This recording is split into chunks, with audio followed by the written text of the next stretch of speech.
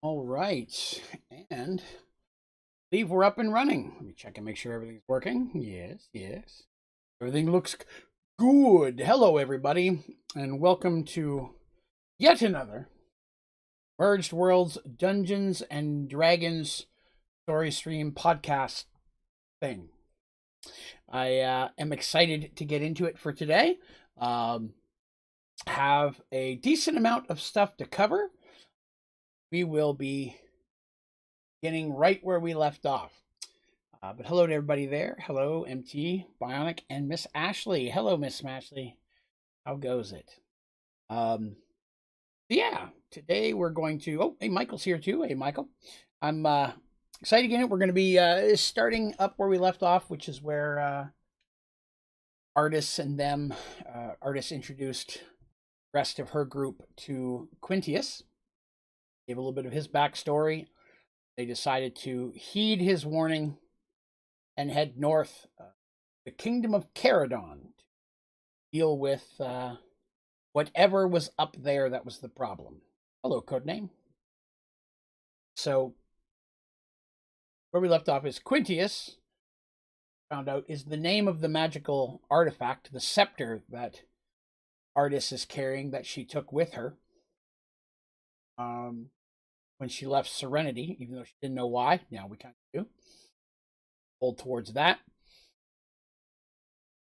A young man appears that only she can see, representation of, say, magic or intelligent force inside of the scepter. Quintius, and he said, been given information from the gods.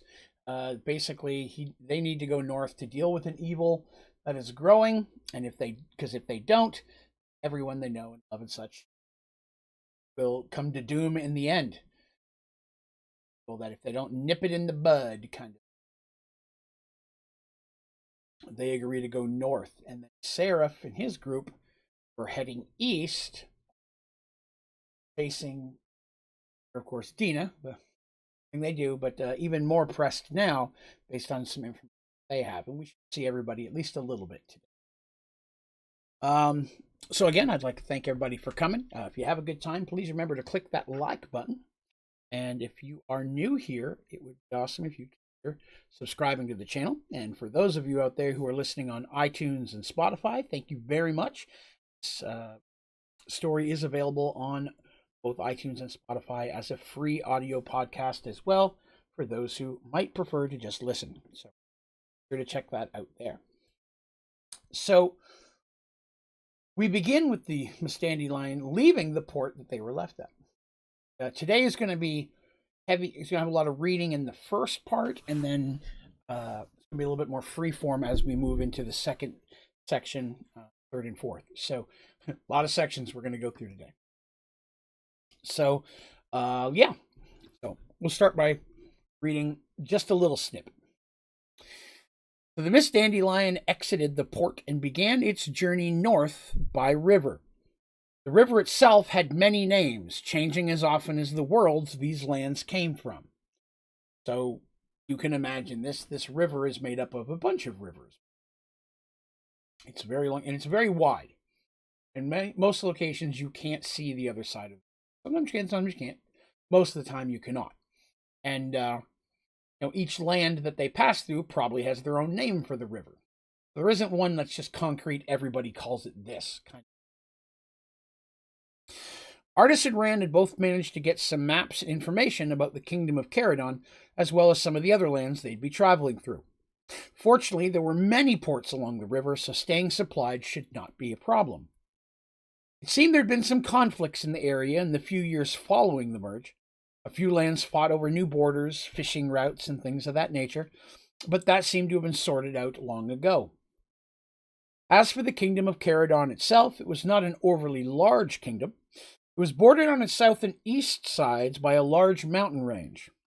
To its north was a rugged rocky land, cracked and broken open by a huge ravine, with very little vegetation. And by all accounts, the only real direction to travel was west, where the river was. The country across from it was split, partially in a very hot, dry desert-like, And then the northern section was much more open and unclaimed, bountiful land. Yet the Kingdom of Caradon had made no attempts to move across the river to any of those lands over there. Hello, Hanzo. They've made they've made no attempts to expand their kingdom, which, you know, sometimes that's okay, not looked for, sometimes it's not. They would be traveling through 4 different lands to get there. The river was large enough that the Miss Dandelion would have no problem making the journey. All told, the journey should take no more than 2 to 3 weeks. Petal sat in front of the boat, at the front of the boat, petting her familiar Whiskers the rat. She sighed as she watched the ship turn towards the mouth of the great river. She knew they were doing the right thing, and the prospect of traveling to a new land to face an unknown evil at the behest of a sentient, powerful artifact with her friends did sound awfully exciting, but she couldn't help but worry. Whiskers nibbled at her robe playfully. "Hey now," she said, "none of that. I only brought 2 robes, and I can't look all chewed on saving the world now, can I?" Whiskers squeaked twice and shook his head. "Well, that's true. It might make me look more experienced." Remind me to ask Artis when we talk to her what she thinks." With a final squeak, Whiskers ran up her arm and laid on her shoulder and inside her hood, his favorite place to be. The ship was fully into the river now, and Petal took one last look at the large ocean behind them. "I hope they're okay," she whispered, rubbing Whiskers' chin. So, the river itself, I said, is wide. They've left, they're now going north, leaving the ocean behind. 2 to 3 weeks is what they're expecting on the travel. Quintius has said that it is important that they make their way there, but it's not like a race against time. It's not like they have to be there by a certain day. I did want to stress that because that was a question that was asked recently. It was, hey, do they have to be there by a certain date? They do not. There's evil growing up there. They need to deal with it sooner rather than later. But there's not like a specific deadline. So they have the option to, stop and do things that they need to along the way. From what they'd calculated, like I said, it would take several weeks to reach Caradon. Before that, they planned on making several stops. The first country they'd be passing through would be the Kingdom of Varendel, which was ruled by Queen Talia Varendel. The country had previously had some issues with some of the small communities that appeared on its border after the merge, but those had been dealt with many years earlier. As the closest land to the ocean, they'd quickly become a major trade city and a popular port for those traveling the river. Even though they did not need to, the group decided to stop there for a day and use it as an opportunity to learn more about the area. When asking Quinius, he had no objection, saying that as long as they continued towards Caradon, there was no specific timetable to arrive. The ship reached the port on the 4th day on the river, arriving around midday. The port was smaller than the last, but just as busy. Artis, Rand, Maeve, Petal, and Kip made their way ashore, while Lyman saw to resupplying and news on the river. So he's going to start asking around to the other ships, right? The sooner the easier, maybe. It's possible. If it's a great question, Michael says, the sooner the easier. If it is something that's growing in power, definitely dealing with it sooner rather than later is probably going to be better. So they're stopping here mostly to see what they can learn about Caradon. They know that's their end goal. They have to travel through these other lands, but what can they learn about Caradon itself? Lyman, at each stop, will pick up some supplies. They really don't need to. They could probably pack enough supplies to get all the way to Caradon, but it's a great way for them to, again, open up some trade. People are a lot more chatty when you're paying them for stuff. That's just the way of life, Go into a store and you're just looking around, you don't need anything, but if you start buying stuff, and they'll tell you their whole life story, so it's an easy way to do that. Let's see. The others were going to travel up the town and see what they could learn as well. Quickly, they were able to see how diverse the population was. Humans, elves, dwarves, halflings, and gnomes seemed to be in equal amounts, and everyone seemed to be getting along as well. Everyone was friendly, pleasant, and welcoming. So this is kind of important, right? Because if you look at most cities, there may be a good representation of each race, but normally there's a primary race. And Serenity is primarily human. Paxawal, Arduel, Thoraman, they're all primary human. Pronear is pretty much only Minotaur. Foreman is only Dwarven, while others may come in and out. There's a primary, but this city, this at least the port city that we're seeing, seems to be just large amounts of everybody, and that's because they'd learned that. Well, I'll tell you what they learned. They learned some information about the kingdom before they even got there. Basically, that many years ago, the races had come together to fight a common entity, and so as they did, that kinship, those who survived it, just kind of ended up merging together into one kind of situation. It was one of those very positive worlds where there weren't race wars specifically, other than the evil that they had. The city was full of interesting shops and stalls, and the condition of the majority of the buildings and streets showed the town was benefiting from its booming economy. They saw very little signs of poor or homeless. Talking to the local residents, they learned that the land had been at peace for generations. After decades of war, the different races had set aside their differences to fight back against the ogre armies that had threatened them all. About Caradon, they learned very little, mostly just rumors. Supposedly, the queen of this kingdom, Verdun, had sent ambassadors to Caradon, but in each visit, the ambassadors had been politely sent home with a decline to open any form of alliance or trade. It seems there were never any hostilities between any of their neighbors in Caradon, and no reason for their reclusiveness.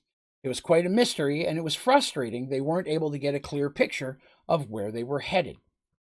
So, gather info about the city pirates. Yeah, exactly. Trying to find out what they can about the area. And again, also there are two of them, one and a half. They're clerics, cleric and a paladin. So there's always that, hey, what is the representation of the light, good? Is there evil areas? Is there a kingdom that worships somebody evil we should know about? That kind of thing. So the more information they can find about where they're going, especially if there's something up there that's causing a problem, big enough problem, maybe rumors or part stories of it have already made its way down here. The quicker they can learn things, the more they may be more prepared to meet whatever the issue. Let's see. So it seemed there were. I already read that. The three girls decided to visit the local temple.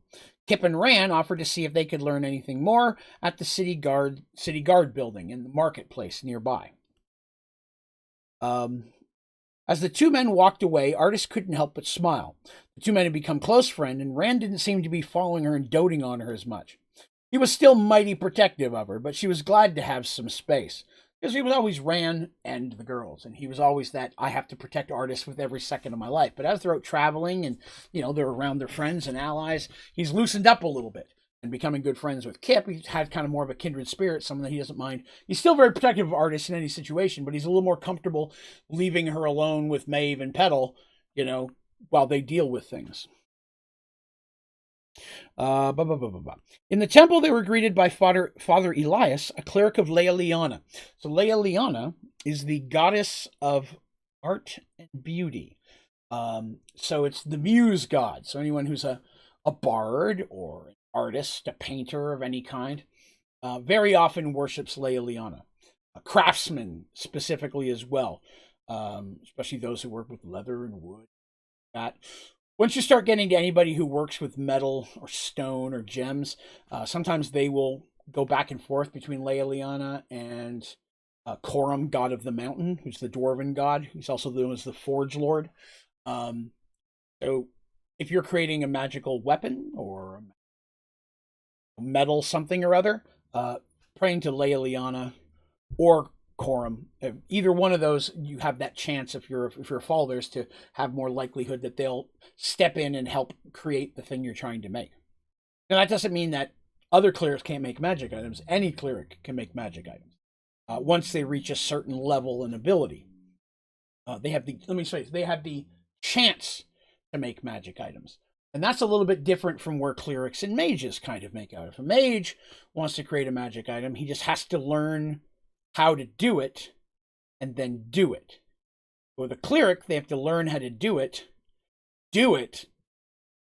and then hope that the god or the entity in question that they're trying to make this through will provide them the magic to do that. Much like gods just directly give them their spells, whether or not that enchantment, whether the god gives them the enchantment or gives them the magic they need to create the item, is going to be in that moment of attempted creation.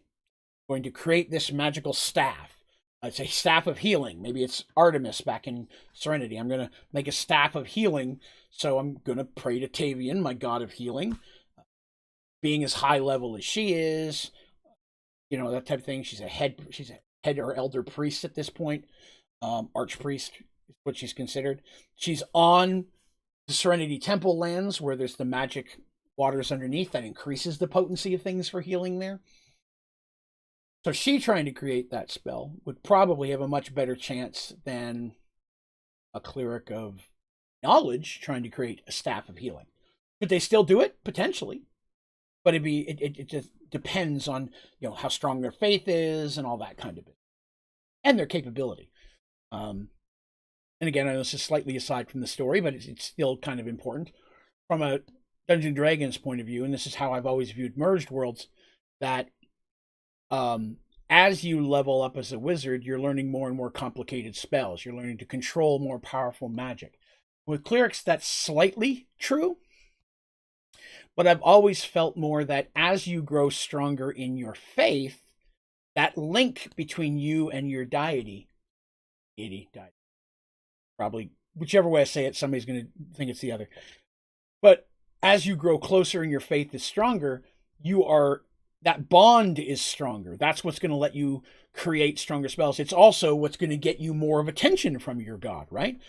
I'm whatever god up in the sky, and there's tens of thousands of clerics down there asking for my help, and one of them is a shining, glowing, beacon light that blinds me every time I look down because I know how loyal they are, and they're always doing the stuff that's going to benefit whatever my healing strength, whatever it is.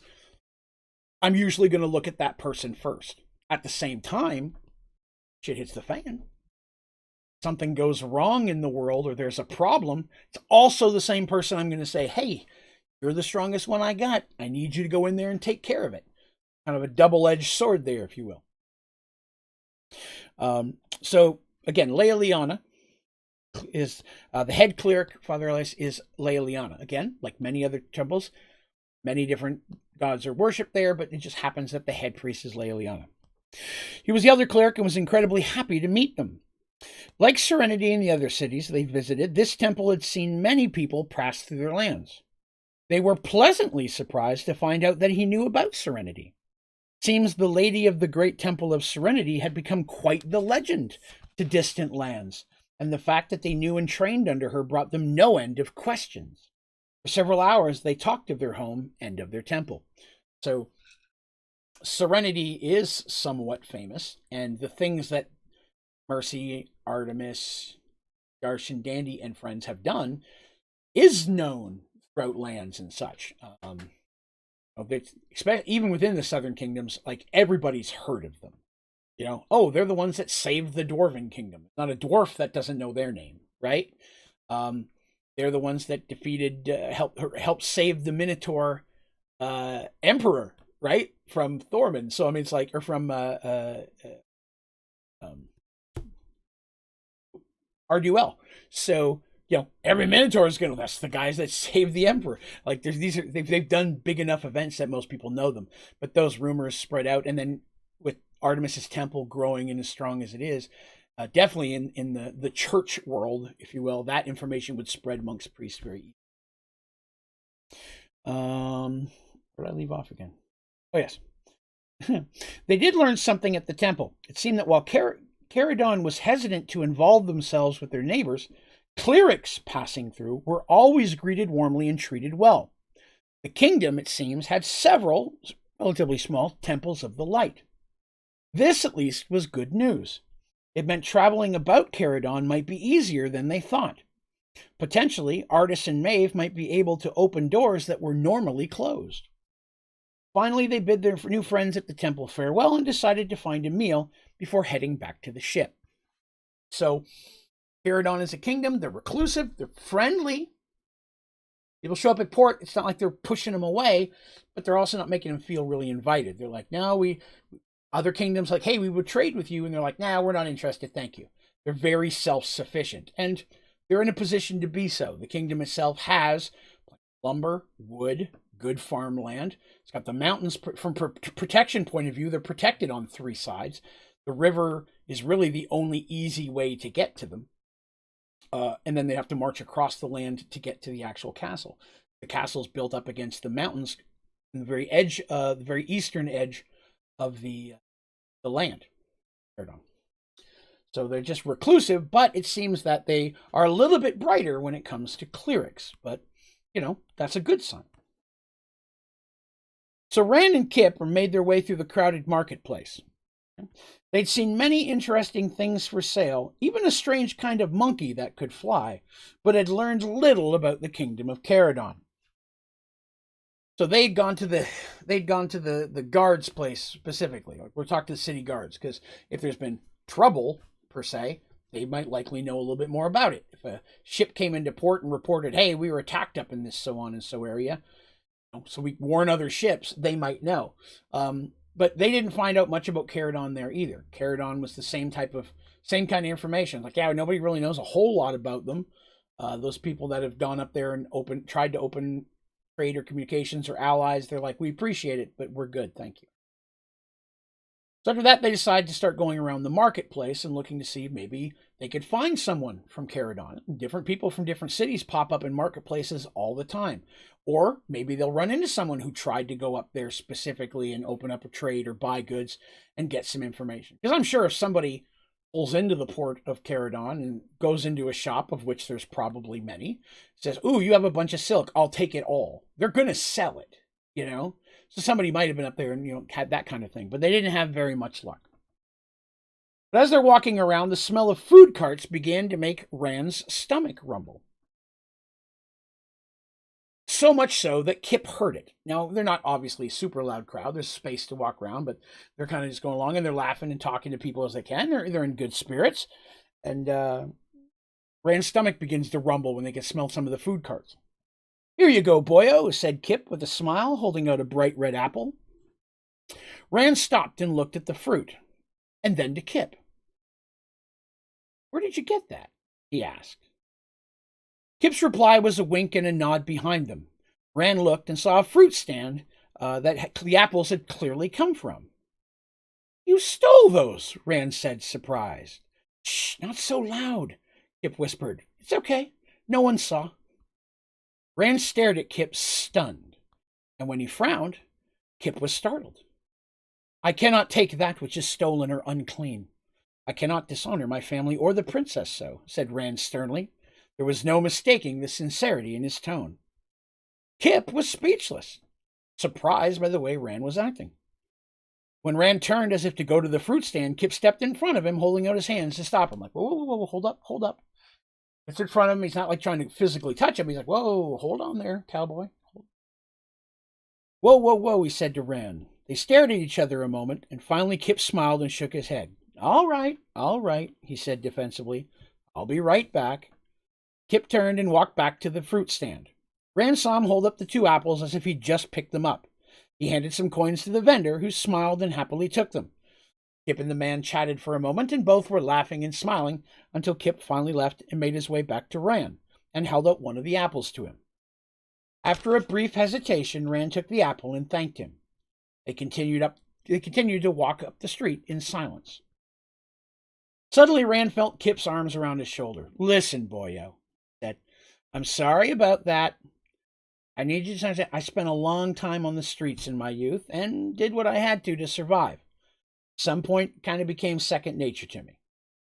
The 2 stepped into a side alley and out of the crowd where Kip turned so they could face each other. Things are good for me now. I'm not just barely getting by. Still, back in my mind, there's always a voice telling me I could lose it all at any second. Old habits are hard to get rid of, but I promise you I'll try.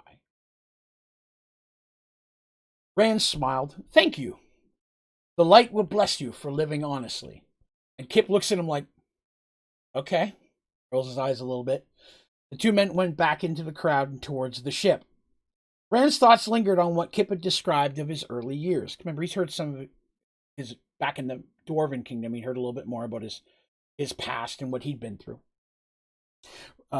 Rand knew he was fortunate to grow up as he had, and he could not imagine what Kip may have had to live through. He decided he needed to be more understanding and that he would lead by example. He was sure that once Kip had felt the benefits of living an honorable life, he would be much happier. Arm in arm, the two men continued searching for anything that they could help find about the kingdom of Caradon. So, Kip's bard, but he's also a rogue. I mean, he straight up has those rogue skills, pickpocketing being probably one of his best skills when it comes from a thief point of view. He was not the type of person breaking and entering that kind of a thief, but as a pickpocket at a very young age, and then he up to bard and so on and so forth. Those thieves' skills that acclimated him to that type of trade, he said in many ways helped keep him alive when he was living on the streets. You get used to that type of thing. Hey, here's an apple I can snatch, stick it in my pocket. Case, And he has no lack of funds at this point. He had a decent amount of coin already when they met him, enough to travel, take care of him for a while. And as they've been traveling through these towns, it was not unfamiliar for him to step up and if they're staying at an inn or somewhere, that he'd step up and sing some songs or play a few songs. When people see, he always has his lute on his back, so very often people are like, play us a song, guy, and he'll do that and earn a few coins that way. On top of that, all the basic things that he might need to survive right now are being given to him by artist Rand and the friends. You know what I mean? It's he's on a ship, and they made it quite clear he does not have to pay for the food that he's being given, and so on and so forth. And I've already mentioned where he helps keep morale up on the ship, and he performs on the ship and such, that type of thing. So he's not really having a lot of expenditures at this point. So what little money he does make, he's getting to hoard it up a little bit, because you can imagine that eventually, in his mind, especially with his past, eventually something's going to fall apart, or I'm going to end up having to split with them for whatever reason. They want to go one way, I want to go another. So hoarding some of this money so that I'm not just suddenly don't have anything because I'm so used to getting it for free, keeping those skills practiced and such. And Michael says, so the question is, did he reacquire the money after paying for the apples? Well, that's an interesting question of its own, isn't it? But Rand, being the type of person he is, raised relatively wealthy, really, best friends hanging out with the princess and such. He never had to want for food or a place to sleep or any of that kind of thing. And he wants to live that honorable life to, honor, if you will, his father and forefathers and things like that. He didn't have forefathers, he just had, you know what I mean? So, seeing someone who, in his mind, he's like, okay, well, maybe I understand that, why he's doing that, but if I can just show him how beneficial it is to live an honorable life, then he'll get to the point where he won't want to do that anymore. He find he doesn't need to. And so, Rand, wanting to help his friend come to the light if you will, but not from more of a religious side, but more from a, an honorable side. Because the two of them, when you look at many things, they actually are the yin and yang, right? The honorable, relatively wealthy, by the book, martial arts killing dude, warrior, and then the bard who's lived on the street way longer than Rand's ever been alive, by like 4 times at this, not 5. So he's the experienced guy who's had to go through some crap where Rand really hasn't. So you can see how the yin and yang of that would really work well together. So everyone met back on the Miss Dandelion later that evening and shared what information they'd learned. It wasn't much, sadly, but luckily Lyman had actually been a bit more successful. According to the captain of another ship, many other ships actually avoided Caradon. He reported that tales of strange goings-on in the area, including missing sailors, strange interactions with the locals, and a general sense of unease whenever anyone was in port. So, While these reports were very general, they still help paint a picture of the land that was their goal. Let's see here.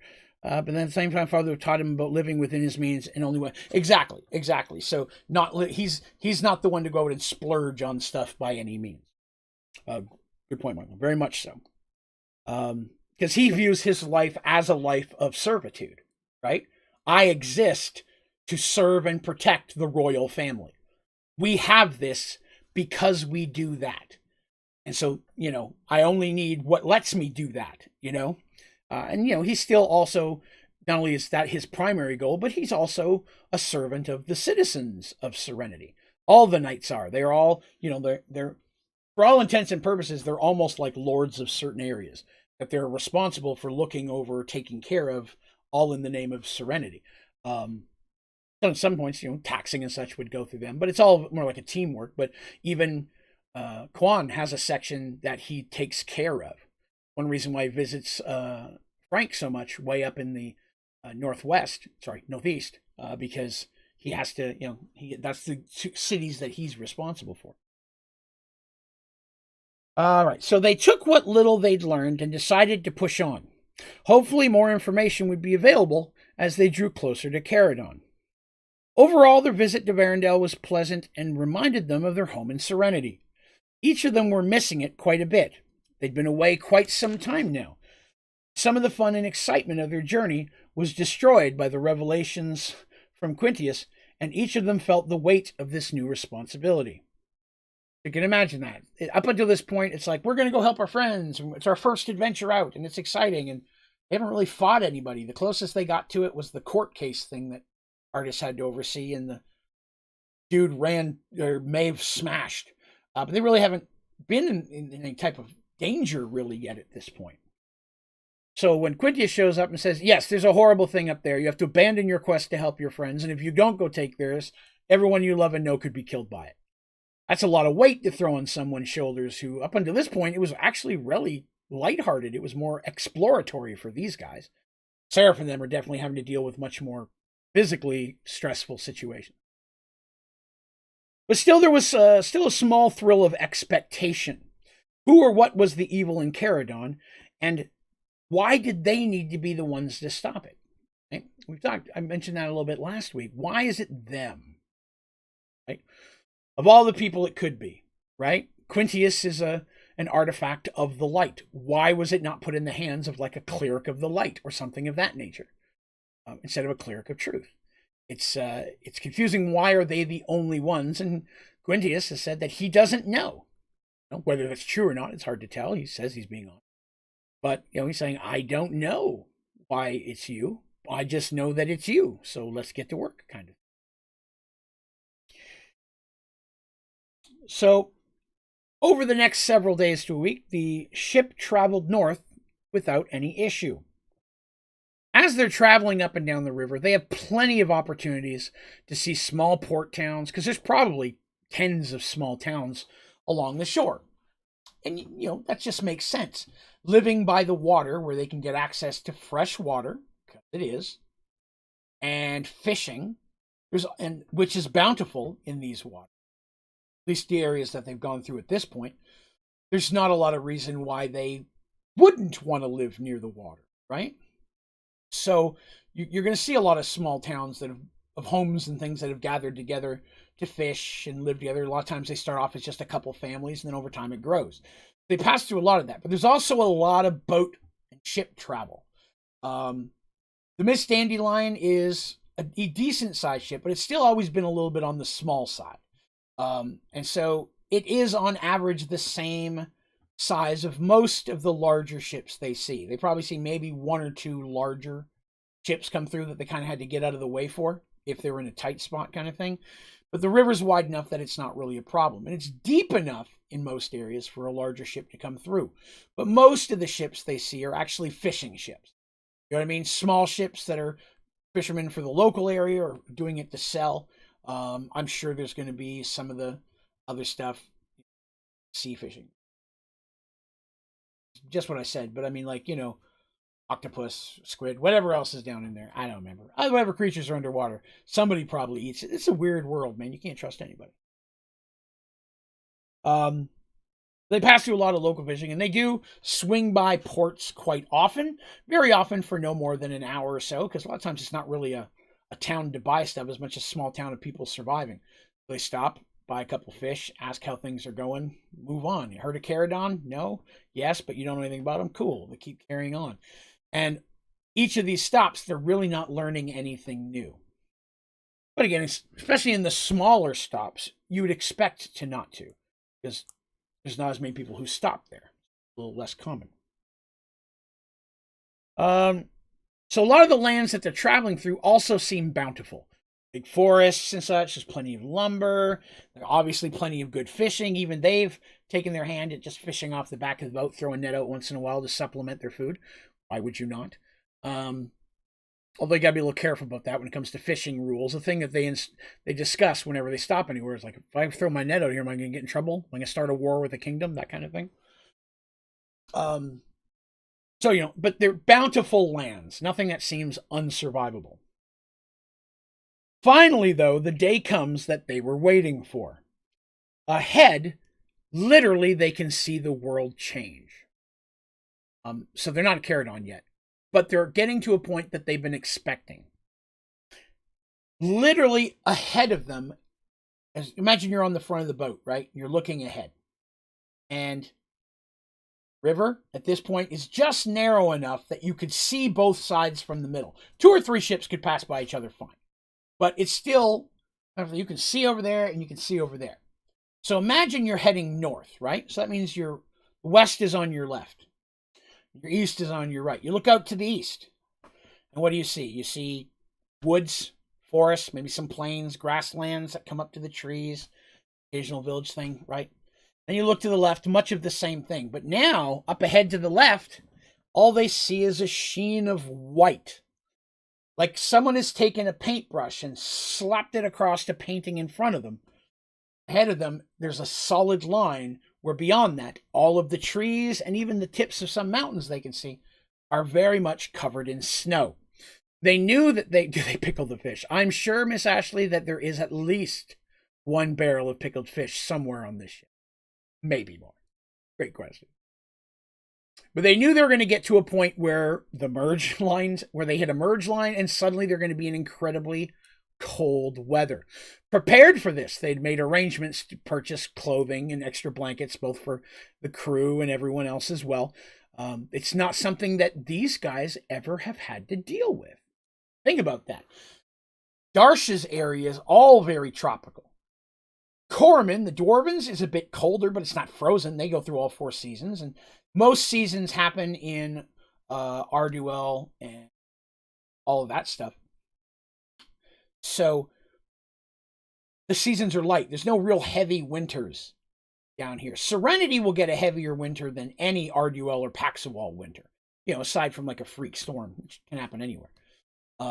It's actually lightly tropical as you get down in that area. So this ship has never had to travel in frozen waters.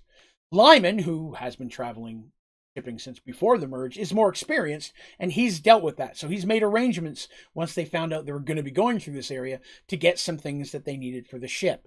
Luckily, the merge line actually also splits the river. Not a direct line, almost more like a serpentine line. But there's parts where you can literally be in the water, and the left side will be all frozen. You see big ice flows or little glacier things. And on the right, it's still warm and tropical. In these areas, for convenience, more often, the ships stay to the warmer weather. Because if you could sail your ship in a warmer weather or frozen weather, which one would you choose, right? But depending on how many ships are in that area, sometimes someone may have to get into the chilly area for everybody to get through. This is relatively wide enough that it's not that much of a problem, but they did learn that the frozen area is actually deeper, but it does have things like frozen ice and icebergs and stuff floating around. So you got to be a little more careful around there. Oddly enough, none of the floating ice ever crosses the line. It's almost like there's a separate current for them. And when it gets to the edge of the line, it almost like it spins around and comes back, even though the river itself never stops flowing north. But like an undercurrent keeps pulling the ice and such back into the cold area. It never moves into any of the warmer areas in the east. So because of that, they get out some of their warm clothing because, they just in case, and they have to go into the colder area. But like everyone else, they're going to do their best to try to stay to the eastern side of the river where there's not that problem. So Artis, later that day, is in the girls' room, the girls' share room. We talked about that. She had just changed her clothing. A small storm had risen up suddenly, and she was the only one outside, and she'd been caught by a little bit of rain. So with them being so close to the cold area, not wanting to take chances, she'd gone back in and changed into another set of clothing. "Artis," said a voice suddenly behind her. "Quintius!" Artis exclaimed, turning around to see him. "You need to stop surprising me. And how did you know I wasn't undressed?" Quintius smiles and gives a respectful bow. "Apologizes again, my lady. I do not mean to try to surprise you, though to be honest, I don't know how my arrival might not be as surprising. It's hard to just appear somewhere and not surprise." And he says, "And you need not worry. You told me to," because she did. He promised never to watch her change or anything like that. And so he's like, "I can tell by sounds when you're dressing and not dressing. I've been alive tens of thousands of years. I know what things sound like." So once I, heard that stop, I knew things were fine. I popped into the room. And Artis is like a little irritated, but she's like, "Okay, buy that for now." She's busy drying her hair with a towel. She's like, "What's up?" Because I will say that Quintius is there, and she can ask Quintius anytime she needs to be like, "Quintius," and he'll like a pop right in there and goes, "Yes, Artis." Like literally, "Hey, Quintius, yes." He just appears. She never really asks, "Are you out there just watching or waiting for me? Are you asleep until I say your name?" Haven't really got into the deepness of that yet, but she knows if she says his name, he'll just automatically appear anytime. But he doesn't do that very often unless he has something specific to say or unless they have a specific question for him. So he popped in out of nowhere. She's like, "What's up?" And Quintius tells them that on the next day, they'll be passing a port on the western shore in the frozen lands. It's very important that the ship make port there and they go ashore. Artis, of course, is like, "Okay, why? What's there that we need to find?" And Quint says, "I can only tell you that there's something important there. I don't know what it is." Artis, of course, hears this, but she's a little irritated at all the mystery of it all. Right? Why can't we know more? And Quinn apologizes, and when he says he's very sincere, he seems like he's irritated as well. He's like, I wish I could tell you more. I would in a heartbeat if I could, but just suddenly I have this knowledge, and I know I need to give it to you. I'm not, obviously it's from Minara, goddess of light, or something that represents her, powerful minion or something, whatever. Because that's coming from her, and I give it to you, but I don't get any more than that. And trust me, I wish I could. Says, and he says that he's actually, honestly, a little worried about them. Says this in a moment of almost like in just pure sincerity. Artis goes, "What do you mean?" Says, "Well, I'm going to be honest. I've only been summoned a very small amount of times in the thousands of years that I've existed. I've only been awoken by the god and placed into actions a very few amount of times. But in each and every one of them, the situation was dark, horrible, or straight up catastrophic events. I don't get pulled in for little stuff. If I'm awoken, it's usually because there are major life-changing world events that are going to happen, and I am needed." I'm saying this to be egotistical. I'm not saying this to say I'm important. I'm saying that powers granted to me by the light are only usually given in times of great dire need. And the fact that I'm here right now with you folks is a little unsettling. And he's trying to dance around it and be nice, but she gets the point. You guys are kind of low level. I mean, looking at it from that kind of point of view, he's like, "Hi, I'm a very powerful magical artifact, and I usually roll with level 15 through 20 parties, and I'm hanging out with some level 2s. I'm not sure how you're going to survive anything that needs my abilities." You know what I mean? Something that a level 15 character would need help with is when I get pulled in. You're level 2, maybe 3 by the time we get there. What in the world are you going to survive that I genuinely need for? And again, he's not saying this to be, just egotistic. It's legitimately a concern for him because he is a good person. He's not an emotionless robot. He has emotions. He was created out of emotions and love for families and all of that kind of stuff. So for him to be sitting there and he's like, I'm hanging out with these children, even though when he appears, he still looks like a young. I'm hanging out with these kids, and I have no idea what they're going to have to mess with. I'm only getting notes passed to me on a sticky note with 5 words on it, and I'm like, I need to know more because I feel like I'm going to have to do the heavy lifting, and I can't do that if I'm not prepared, right? Even he wants to know what he's getting into. So in this moment of sincerity, she gets where he's coming from, and he doesn't mean it mean. He's genuinely concerned for them. Because he is, remember, he's been watching artists since she was a child. He's been watching and waiting for this time period. He knew that he was meant for her at some point in her life, and so he waited. And when he knew that she needed a nudge towards clerics, he helped nudge her that direction, introduce her to the church, and then sat back while she did what she needed to do to choose her path, waiting. So he's had time invested in this, even though it seems like such a small time of his lifespan. It is like that because you imagine he's been alive this huge amount of time, but for 95% of it, he's been dormant or asleep. And he's only summoned and awoken when he's needed. So there could be thousands of years between 2 days that he's conscious. So even though he's been alive this long time, he's only had a few lifetimes, which are still long, but a few lifetimes of life to deal with these people. He's worried about these people. I just can't stress that enough. You're probably thinking, but Draven, you'd never throw level 2s against something that hard to fight, would you? Of course not. Unless it would be good for this. So, after he makes the comment, artist assures him that they're ready.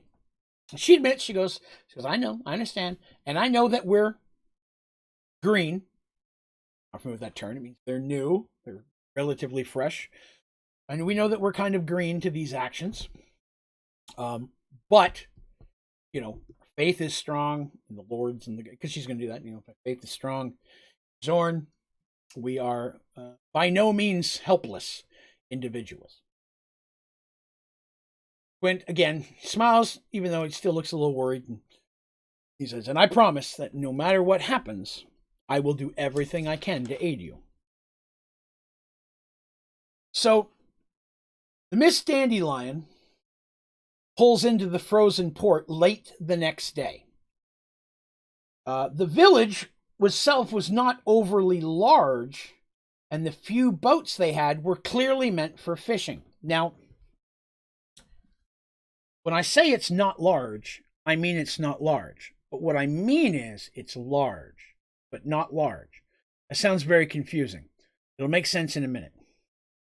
They learn that the name of the town is Varugan, and the citizens, the people live here, are human. All right? So Varugan is a human-based city, and yet not a single one of them is under 6 feet tall. Most of them are closer to 7. And to describe the lifestyle of these people, we would go very much Norse or Viking. Okay? Long beards, the braids, or the tattoos, horn helmets, whatever. All that classic type of warlike race, except in furs, right? They're dressed up in the furs. Thought I had my phone turned off. They're dressed in furs and things of that nature. Carrying their large weapons. Very muscular, in shape people. So because they're large, the buildings are built for a larger group. For a lot of these folks, artists, and especially you look at Petal, they'd have to, Petal would have a hard time reaching a doorknob kind of a thing. Maeve is like, finally, a door I can go through that I may not have to duck that much. She will. She's still taller than most of them with her horns, but it's still way more convenient for her.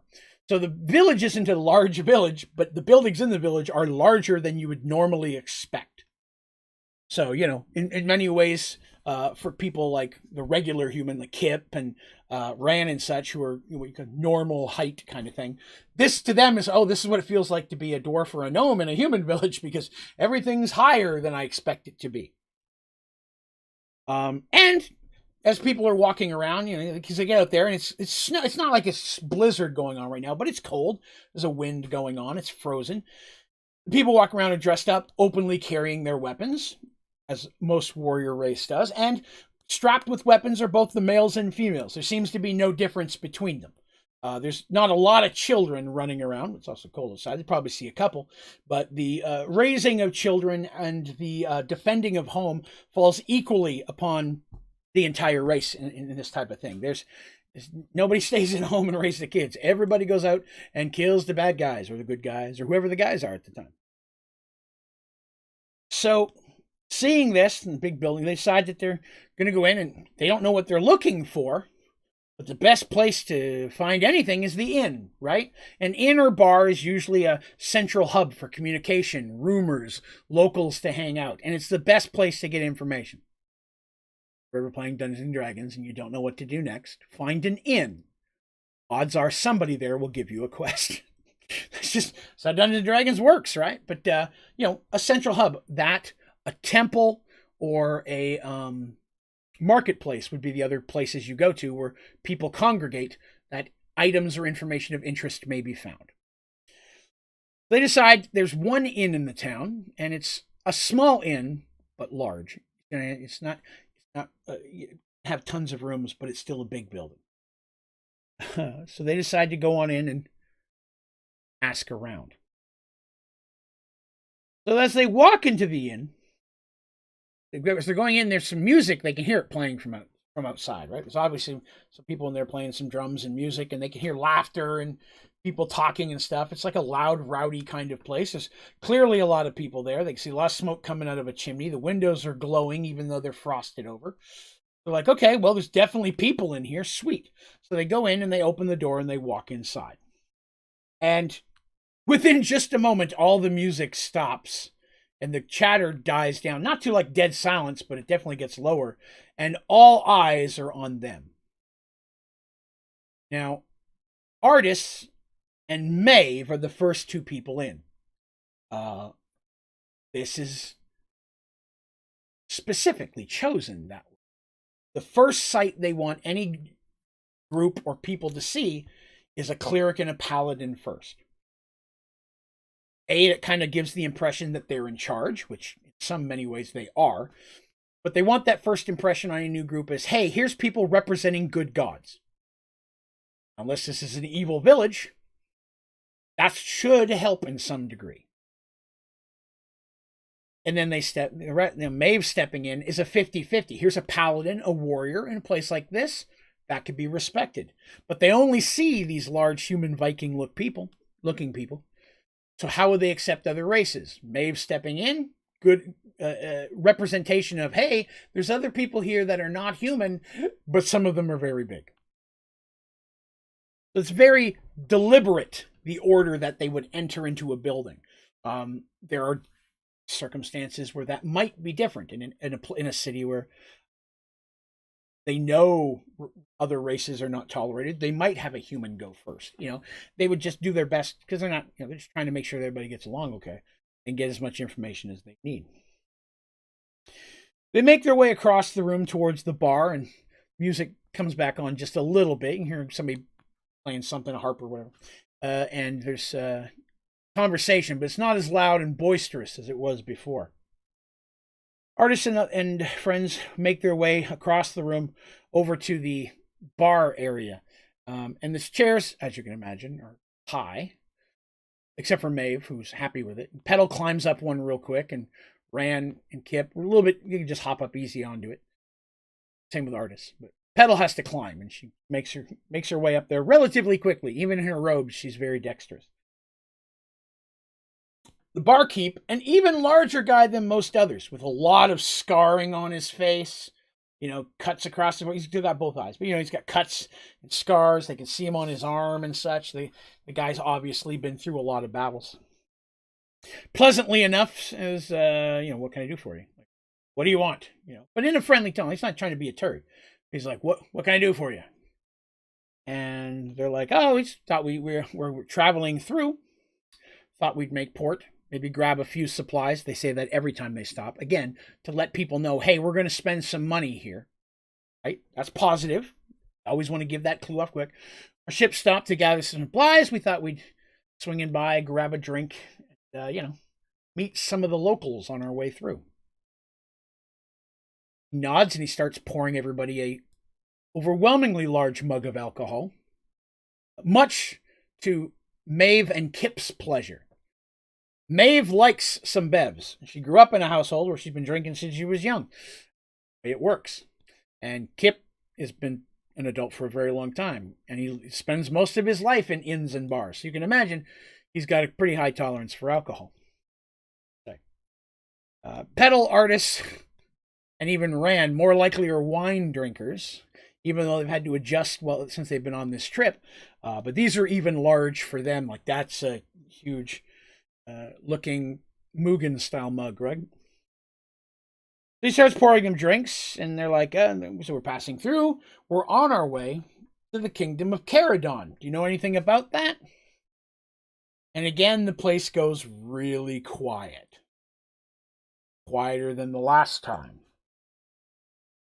Bartender puts the last mug down in front of Pedal and goes, nope, can't say I know anything about that. Minute. Conversation comes back on, but there's no music. People are chatting now in very hushed tones. Our friends are here trying to enjoy their drinks, but at the same time, trying to strike up conversations with the bartender, other people at the bar. And when they start trying to talk to them, some people are polite and like, oh, you have a good day, and they walk off. And some people just get up and leave and go sit somewhere else.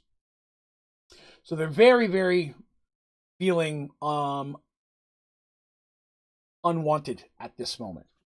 And they was nervous, when they first went in, they definitely were, stood out. But that just could have been because how strange they are. There may have been a group like them that's ever come through. But since they mentioned Caradon, no matter where they look, somebody hides their eyes real quick. Everybody's been staring at them. After 30, 40 minutes of hanging out, drinking their incredibly large drinks, Maeve had two. They have had no success striking up anything more than just the courtesies, common courtesies from anyone else in the room. They're finishing up their drinks and they're getting ready to leave, and the disappointment on their faces, like, wow, we're supposed to come here for something important and no one will talk to us. And seeing all this, Kip gets a little testy. He sees like how disappointed his friends are, and he's like, screw this noise. And Kip stands up and starts walking to the back of the room. And he goes up and he stands next to the incredibly large hearth, a big fireplace. And he pulls his lute down and begins to start strumming a song. He starts off slowly at first, and it's obviously going to be a slower tune.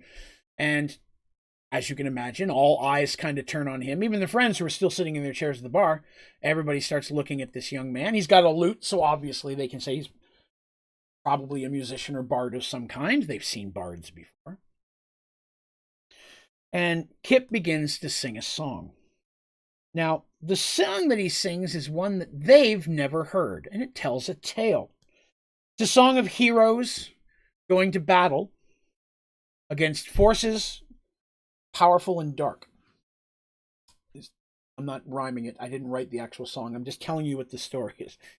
Don't expect me to sing, and I'm not going to rhyme today. If I had more time, I might have written out the actual poem. And if you really want one, tell me. I'll write out the song. But it's one of those things where he's like, there was a force of evil. The people had to leave home to protect their families. That's the basic of the original basic stories. And that they had to go back and hold the line against a force of darkness until those they loved could escape and get away.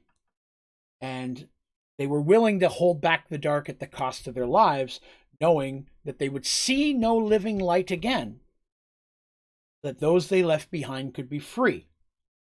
And those that gave their lives that day in battle and in sacrifice rose to Corum's hearth after after the battle was done. Corum is the god of war. And if you see these people, it's going to take you half a second to say this is a group of people who worship Corum, god of war. Because Corum himself is very Viking-like in the way that he's known to be dressed and in the way his avatars have appeared when they've been human in nature. Corum is very much of that big Viking longhouse kind of, and the warriors come and sing in battle with me if you die in battle and honorably and stuff. It's very common or very comparable to the god of truth, right? Because he has his halls, but they're not big wooden longhouses like this. They're more of a big marble hall like you'd expect with golden things and tapestries and such. But here it seems more like a wooden longhouse of Vikings and such, and loud and kinship and ale and so on. So they have commonalities between their what you consider what their heavens would be, which is something we're going to talk about a lot in the upcoming future. Because I haven't even begun to talk to you guys about what happens when people die in Merged. It's a lot. But we're going to come back to that at another time. So, Miss Smashy says, I can have Jim write the music if you do the lyrics. I could do that. Be our first song, right? So, the song he's singing, Tale of Sacrifice, it's a slower kind of song, but he's got, in this one he's singing with a deep baritone.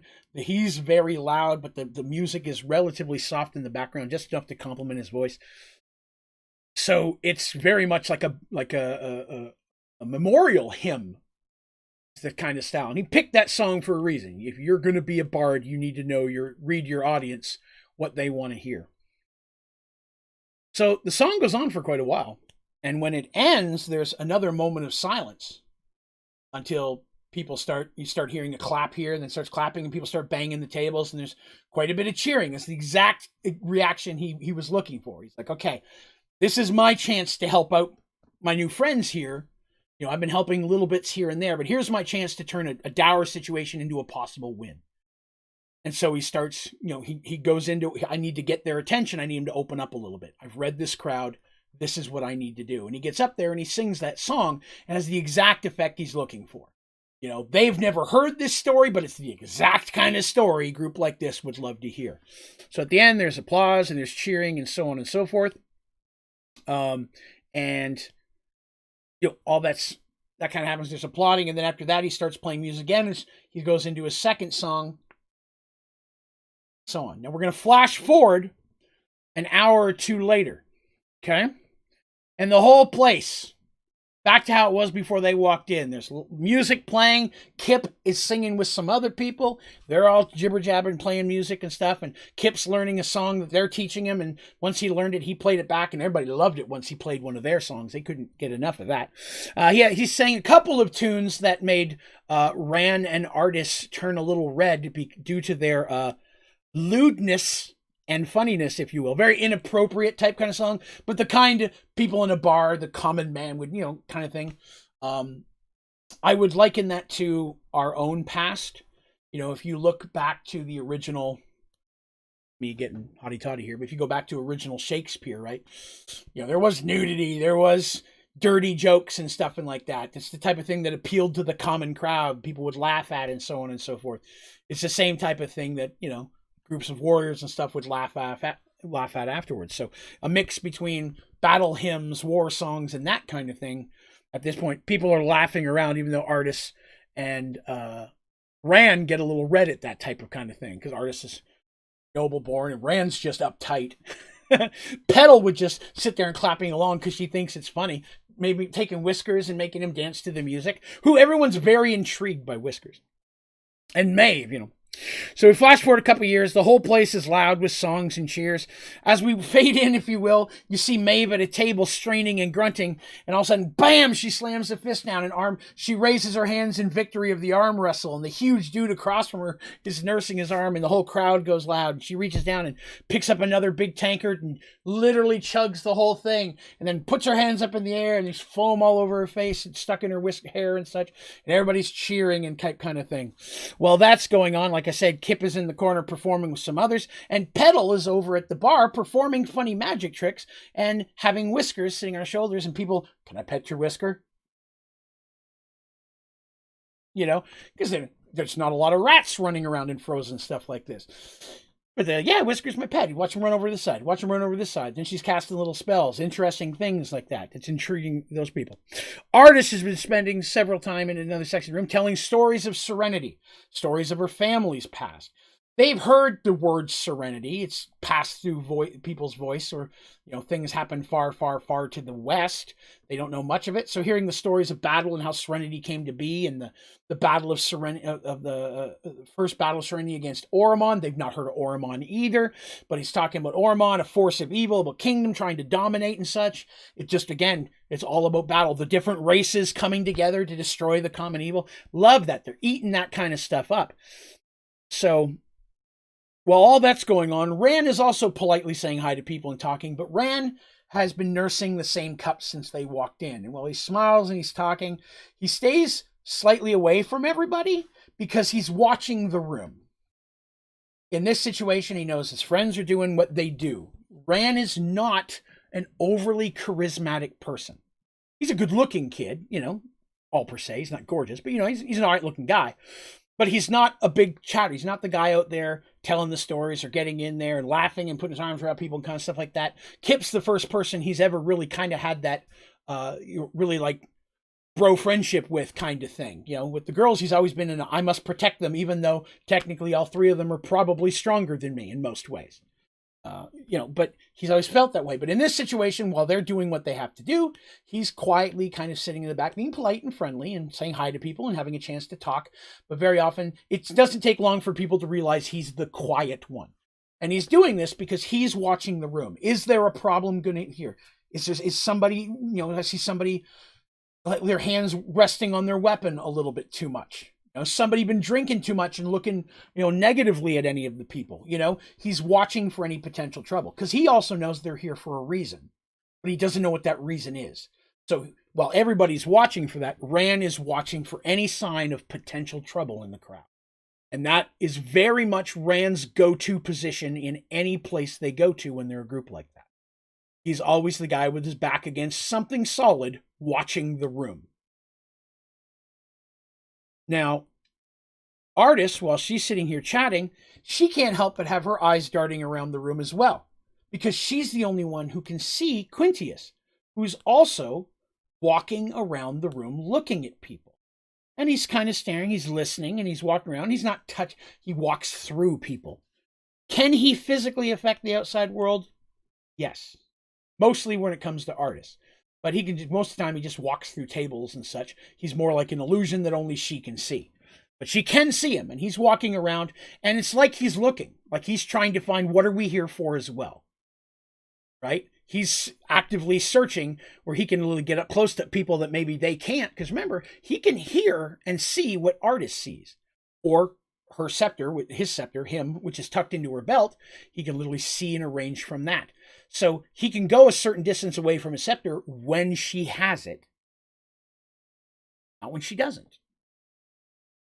If it's locked in a chest in the room, he can communicate with her. She'll hear him, but he can't pop up and walk around and look at stuff. But right now he can.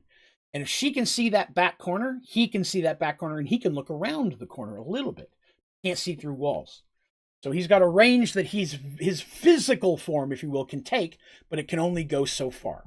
So he's walking around. He can walk over to that table what Artist can't hear what they're whispering, and he can literally put his ear down in the middle of their face because he's just passing through them and hearing what they're saying to try to see, is there something here we need to know as well? So in his way, he's also doing a little bit of what Ran's doing, but he's doing more searching for things to help them, where Ran is looking for things that could harm. So all this is going on and chatting. It's been several hours. And finally, the bartender, kind of pulls Artis to the side a little bit. And Artis and him, they're just the side of the bar. Kip's probably playing a new song, and people up there kicking feet and stuff, and Petal's dancing to it, and everybody's clapping because Petal's dancing, and maybe she's making a little whiskers dance, whatever the case may be. It's a chance for the bartender to kind of take Artis aside a little bit, and he says, about the Caradon that you were asking about earlier. It's not a safe place, and you should not be going there. Artis is like, well, why is it not a safe place? What have you heard? What do you know about the place? And he says, I can only tell you what I've heard. The place has dark spirits. Okay? Kind of dark spirits. Let me tell you, there's a man who lives on the edge of town who went there several years ago. When he came back, completely different person. Still polite. He's colder. No emotion. Sitting here like a night like this, and he'd sit in the corner and just watch. Made people feel uncomfortable anytime he's around.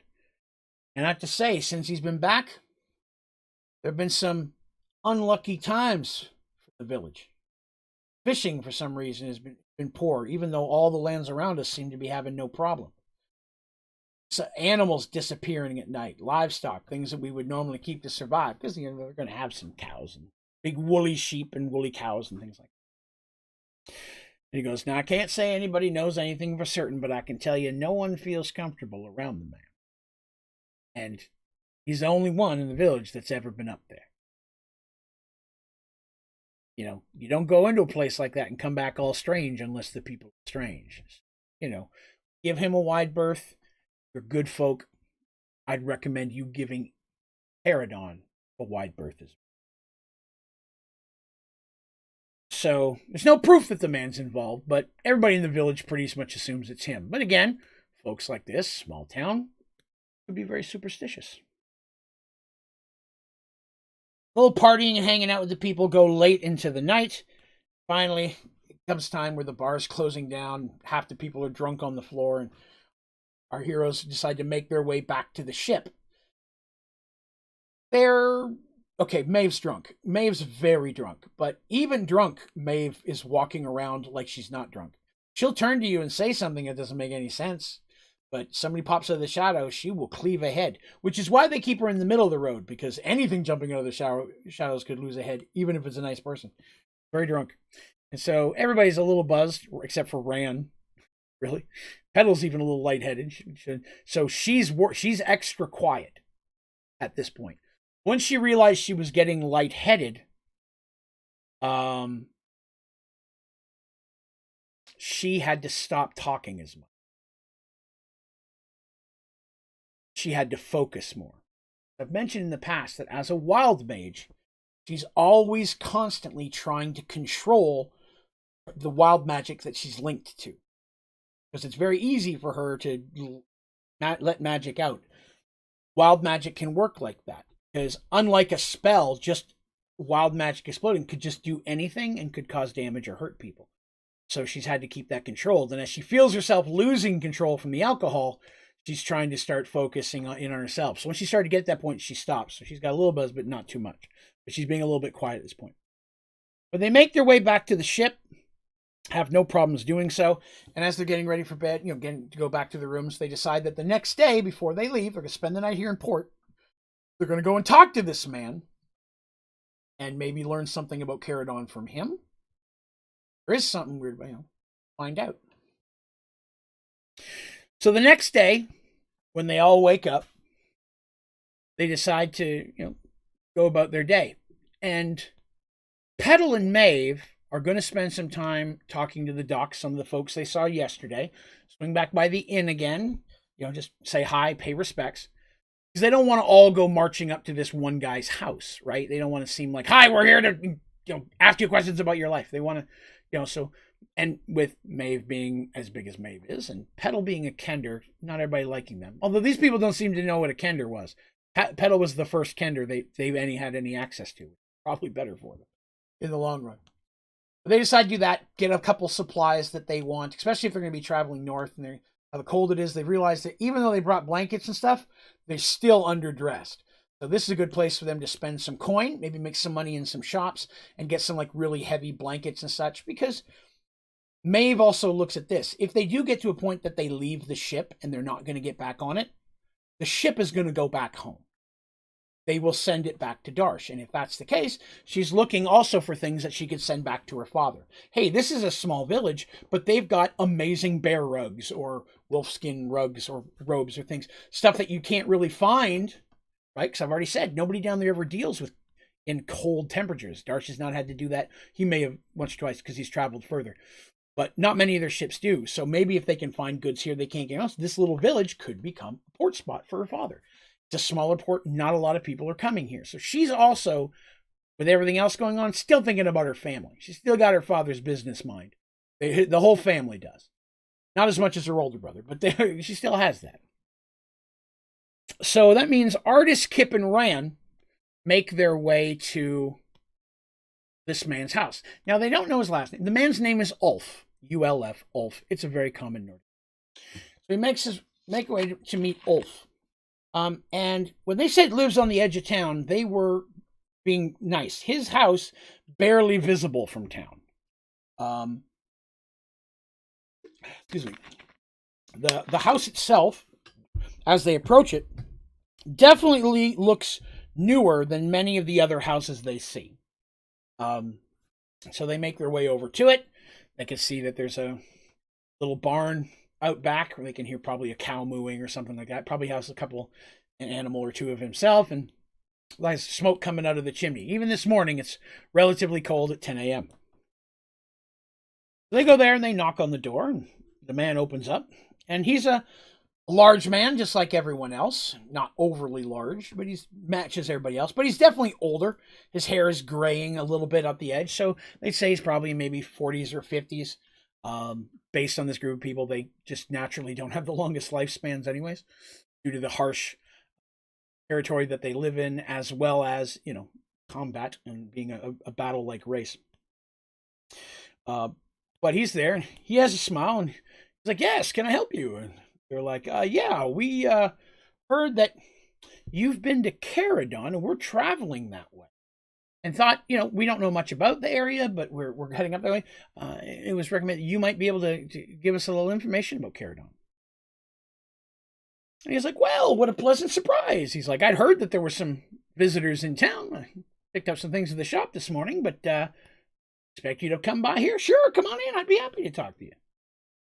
They smile happy, and they're like, okay. So I come inside, and the home is what you'd expect it to be. It's probably just a couple of rooms. The main room he's in right now, and there's a small bedroom.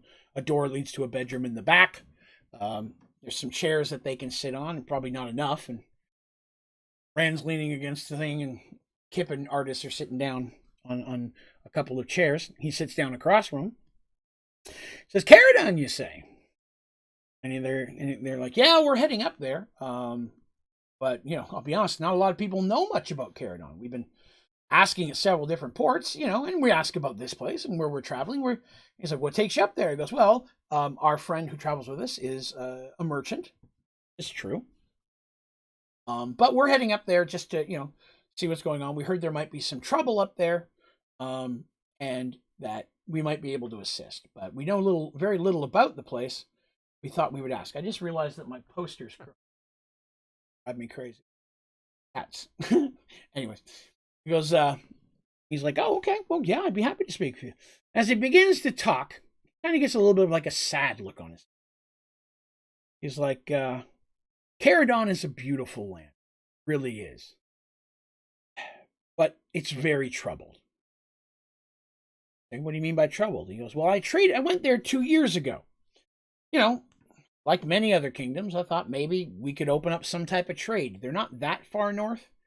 And we have some stuff here, fishing. Maybe we're something else, see what we had up there. More importantly, see what they might have that we could use. If nothing else, just maybe to be a buyer and reseller here. I'd always had a hand at fishing, but I didn't do as well with it. So I thought maybe in this new world, I could open up something in the way of trade. We don't have a lot of trading partners out here. Well, they accepted me warmly, very friendly, but made it quite clear that they weren't interested. I can also tell you I wasn't the first person to try. Lands from south and north, I'm sure, have. Even those desert bastards from the north. And like, desert bastards? And he goes, yeah. He goes, north of our border runs into a super hot desert, land like we'd never seen before. And I can't deny that our two groups, our two races of people have had some problems over the last 20 plus years since the merge.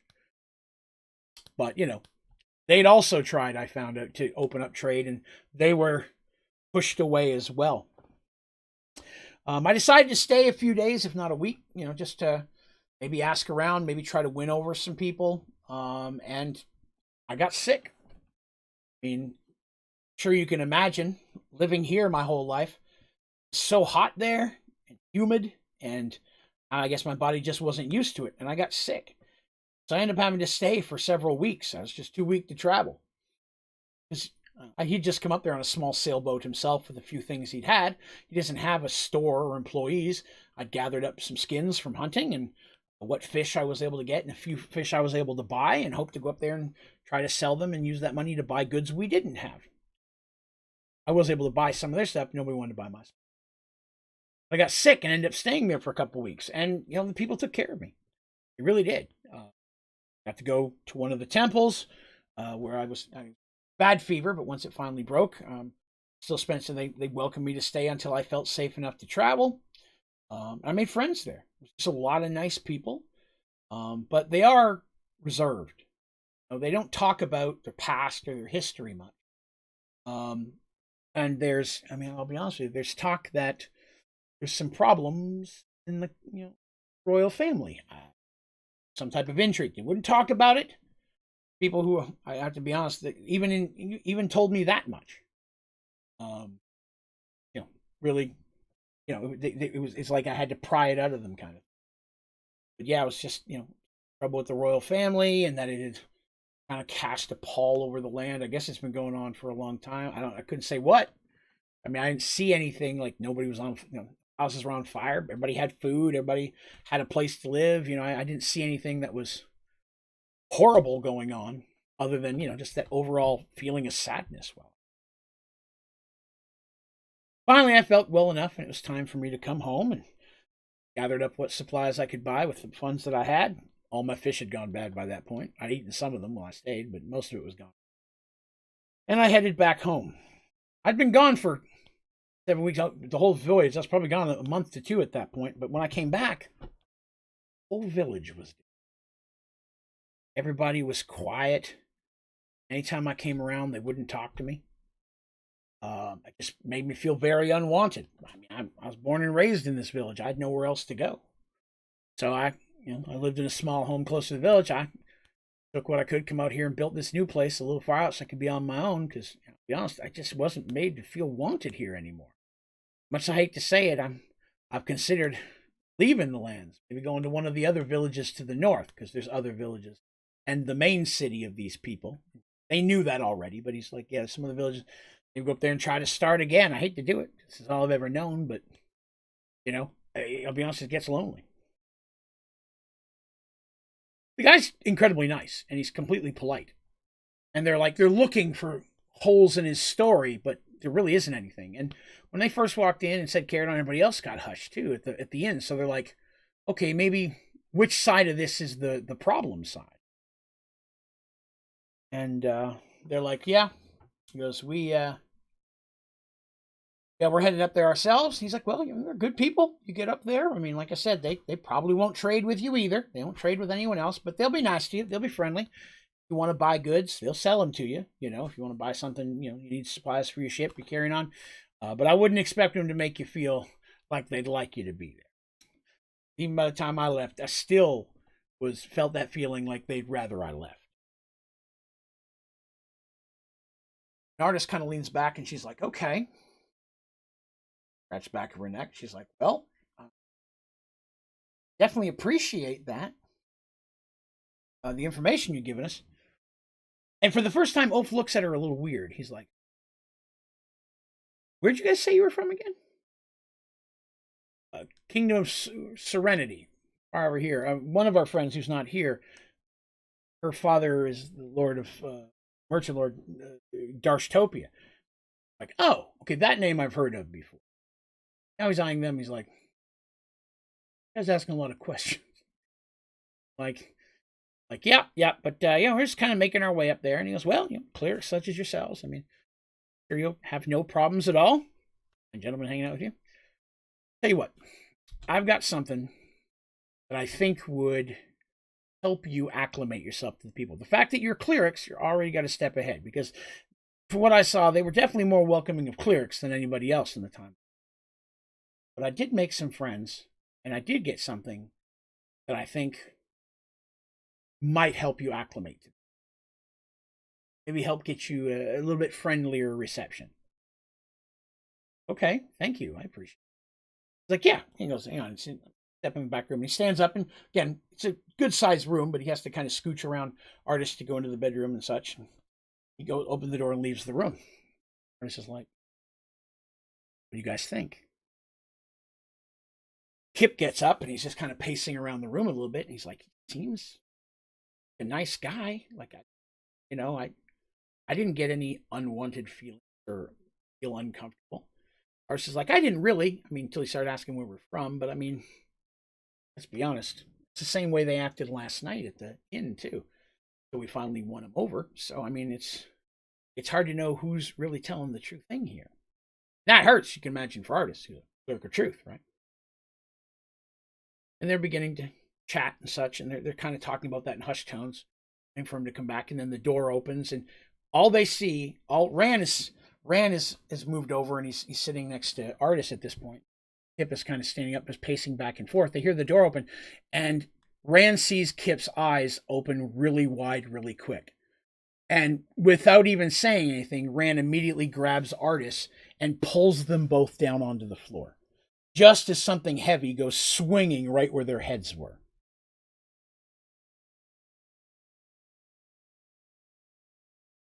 Watch out, comes the yell from Kip. Ran's already on the floor with Artist. And they hear his rapier being pulled from its sheath. Ran rolls and is immediately back up on his feet, pulls his sword as well. That's just the type of fighting he is. He's much quicker up. Artist would be doing the same, but Ran will be up faster than anyone else.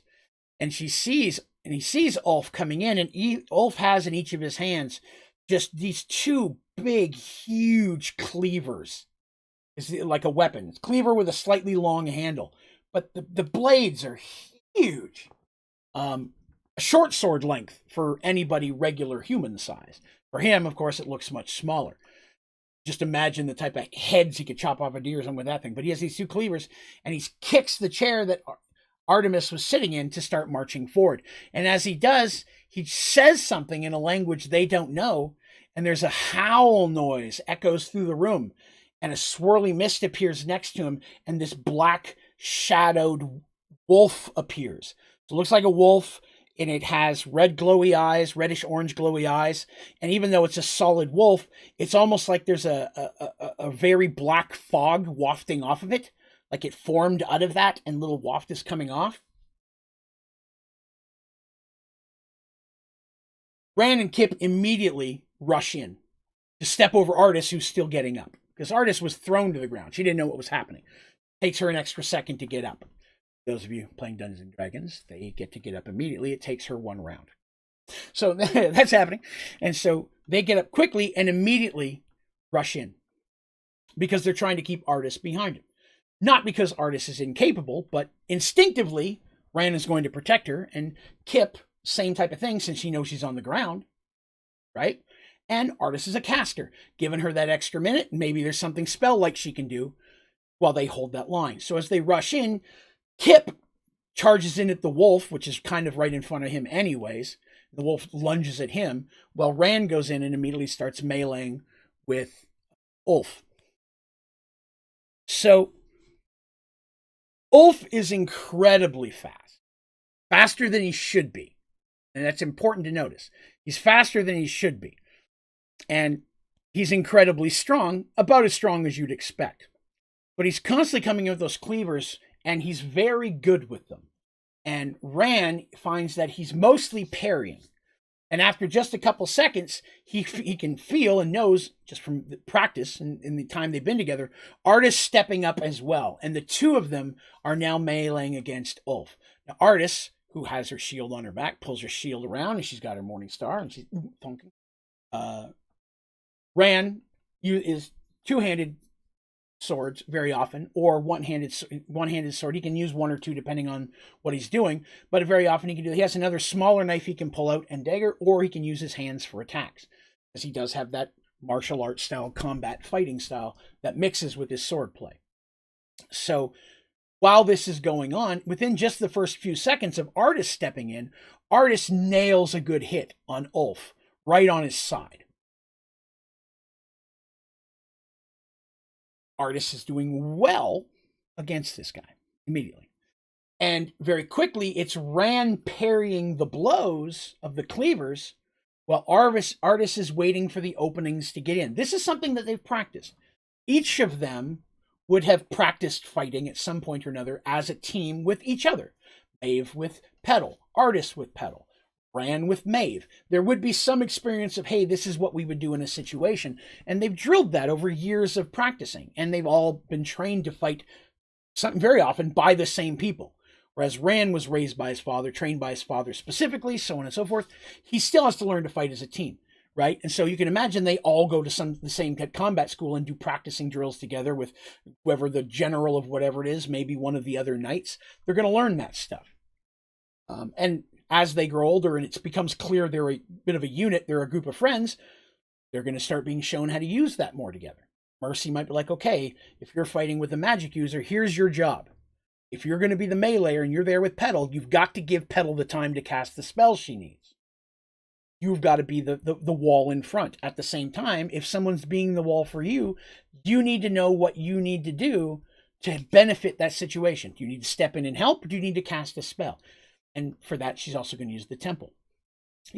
Training from Templars. So there's going to be a lot of that type of training. So as they're in here, Ran is blocking a lot of the attacks on both him and Artis.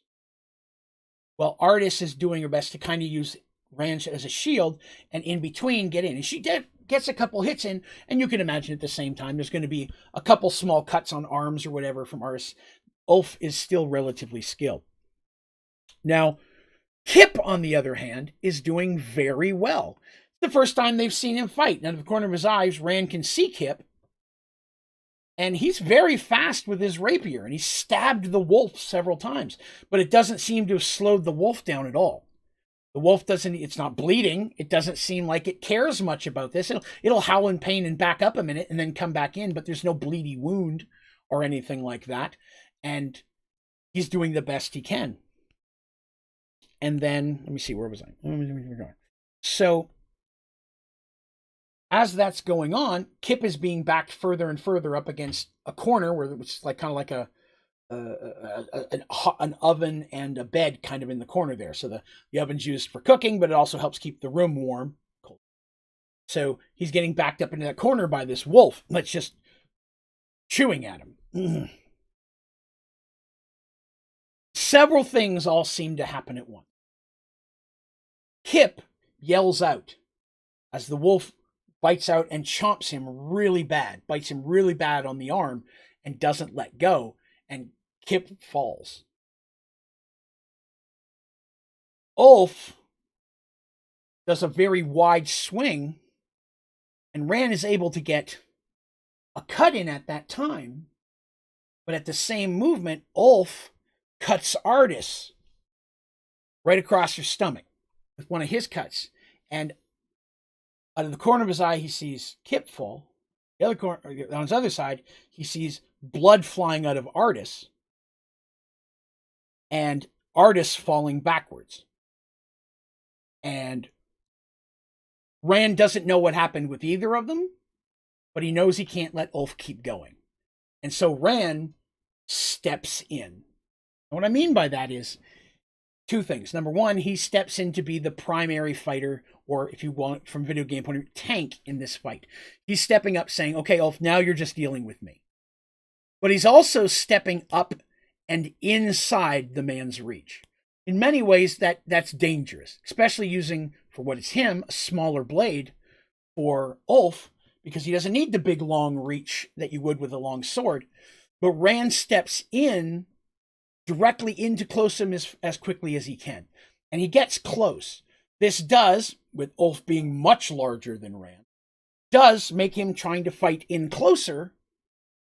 He can either step back to get more of a swing, or he has to try to fight downward at Rand. And Rand gets in close and immediately starts fighting differently. Instead of trying to be defensive, he takes a more offensive. And he's not trying for cuts. He's trying for stabs. His sword flips down. He's got the blade out, and he's trying to stab wherever he can. And he's staying in close. And while he's cutting, he's also now using his hands, his offhand, to punch groin, in thigh, kidney. He's starting to move in and start beating on this dude who's really big. So it doesn't have the effect it would on someone smaller, but is enough to start knocking Ulf back and making him try to fall back a bit to be in a better fighting position. Rand is staying very close in on him, and being short as he is, he's right down in this man's stomach, groin, leg area, and he starts cutting across legs and knees, and he's not going so much for a kill blow, but to start do massive amounts of smaller attacks. Because that can be just about as deadly. You just got to cut one good tendon, someone will bleed out. But he's trying to do a bunch of smaller things that will force Ulf back and away from Artis. And hope that Artis is okay, and hope that Kip is okay, and that together they can deal with that wolf. He's just trying to buy time. And it's starting to work, and Ulf is being pushed back towards the doorway of the room he came out of. But then, about that time, Ulf begins to speak again in the words of magic. This is something Rand is not capable to do much about. Tries to go faster, but it doesn't stop Ulf from casting whatever spell he's casting. Kip is on the ground, and he's beating the wolf in the head with it, wrong arm, with the bend of his rapier, trying to get the wolf off of his hands, and there's just blood flowing. He's just screaming in anger, trying to beat this wolf with the pummel. Artis hears this. He hears Rand call out warning of the spell. Hears Ulf casting the spell. Hears Kip yelling out and the wolf growling. She hears all these things at once. But what she hears over top of all of that is Quintius saying her name. He doesn't yell it. He doesn't scream it. He says it calmly, sternly. Artis. Even with that calm voice, it's over everything else. And in that moment, it's almost like all the fear, the trepidation just washes off, and she just immediately calms down hearing his voice. And he says something to her, and she nods, and she stands up, and she pulls out the scepter. And she begins to speak a command word. She didn't know the word. She doesn't know what she's saying, but she's saying it as Quintius is saying it. She knows the word as he said. Literally, they're saying it synchronized. But as she's saying the word, she's literally learning it as she's saying it. And when she does, there's a shock wave of light that flashes off of the scepter, almost like a throb. Shock wave, just it goes. Ulf releases the spell, but instead of going at his enemies like he expects it, the shock wave hits him, and he feels the spell being thrown back at himself. He cries out, blinded by the black flame that is now burning his face and the shadow that is literally on him, like a shadow magic. It's literally sticking to him, burning him, and his eyes are blinded as he's screaming out. The wolf dissipates. When the shockwave hits it, it just blows it into shadow again, and it just dissipates and fades into the air. Rand doesn't think twice. And moving in as quickly as he can against the blinded Ulf, in just 2 to 3 deep cuts, Ulf falls to his knees, bleeding from huge wounds across his stomach. The last one straight through his chest. He falls to his knees, and Rand sees that he's still mumbling. Not knowing if it's magic or what, he doesn't take a chance. Pulling his sword out, he spins and beheads the man, clearing the room, and the head just... rolls on the floor, and the body collapses to the side. The flash of light, which the throb of energy, that pulse of light, as it's fading in the room, because it lingers. Everybody sees it. Even Rand and Kip could see that happening. They see Artis doing it, and the throb of energy or magic coming off of it. But as she's doing it, she feels her body completely drained and weak. And as the light begins to fade, so does the light in her eyes, and she passes out. Everything goes black for Artis.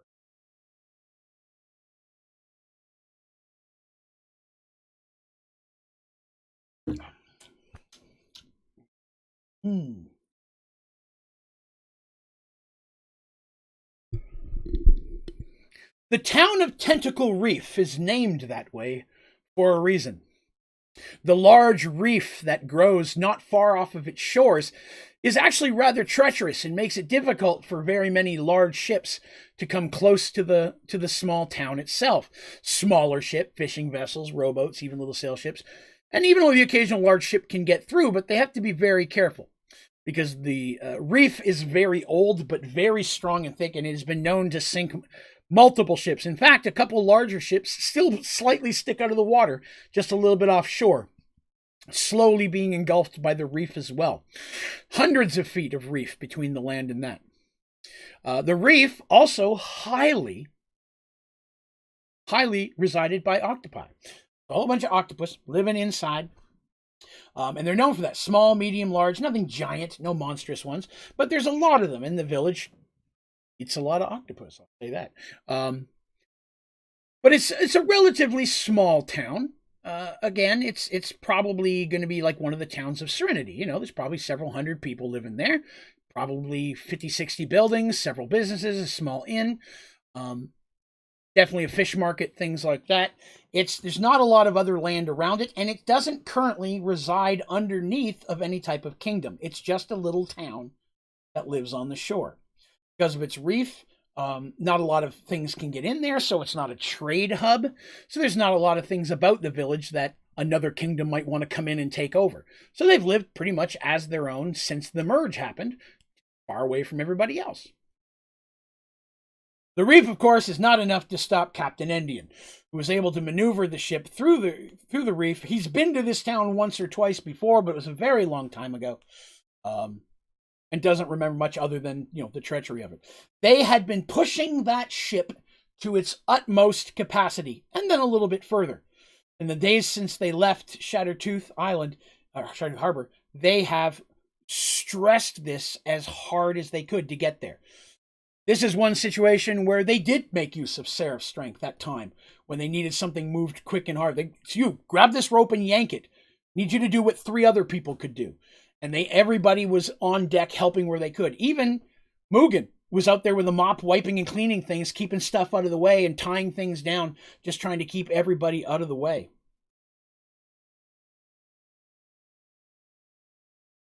Keep things so people aren't tripping on things as they're bursting through the water. The sea mages are drained but they're still going because, you don't want to make Endian mad. You fail him, you die. You can't have any of that, so you just start pushing it. Hello, Tyla. Oh man, is there another part of Pandora in this kingdom? Maybe we'll see.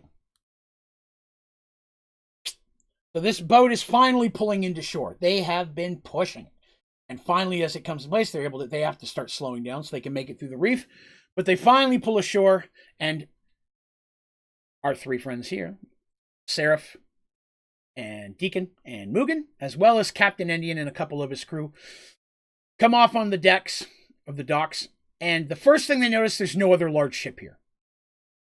They were originally told that a ship from Oromon landed here, and they could tell it wasn't there as they were coming in.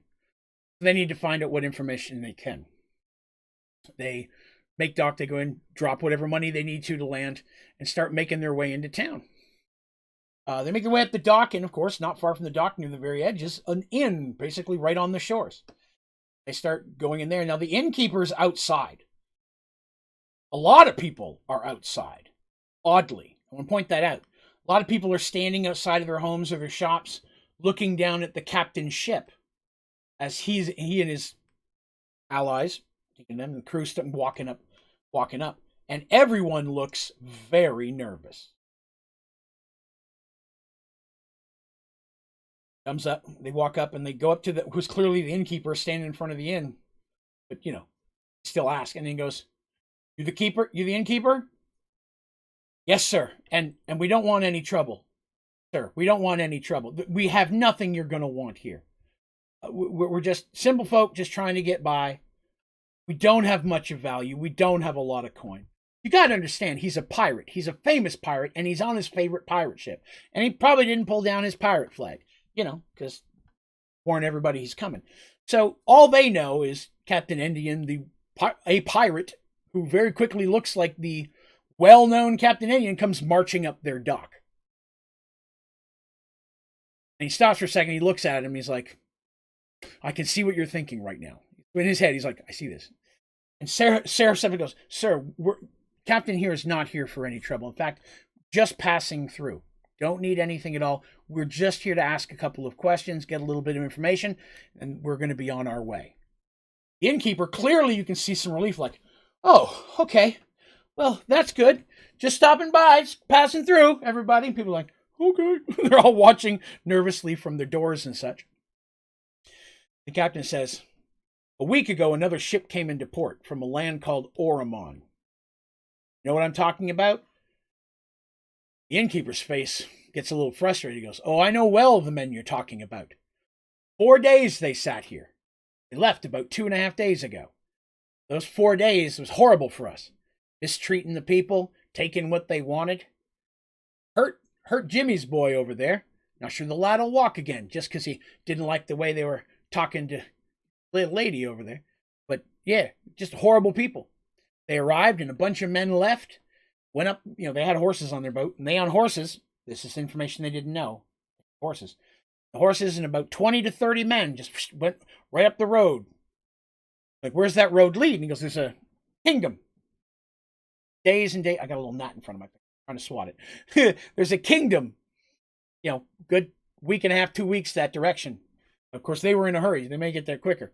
But that's the only thing where that road goes. We rarely see anybody from here because there are some port cities further to the east that are much easier to get in and out of, so they don't really trouble us at all. We don't have anything they want. But yeah, they took off, and then a couple days later, one came back. And you're like, "Oh, really? You see this man?" "Oh, saw him, I did. Yeah, I was sitting right out here.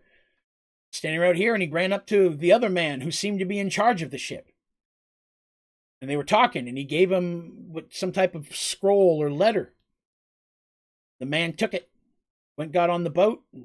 Within just a few minutes, the boat took off and left, heading back out west, same direction it came from. One man got back on his horse, went running back up the road again."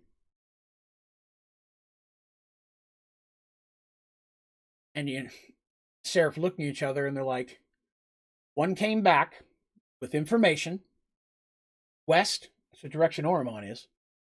They didn't come back with Dina. That's a good sign. So those that are chasing her are technically still in front of us, which isn't good because so is she, but they didn't find her and they didn't bring her back to the boat, which is what they were afraid of, that they'd get back here and they'd already have her." And so Endian asks about the gentleman who the Barracuda said that was here.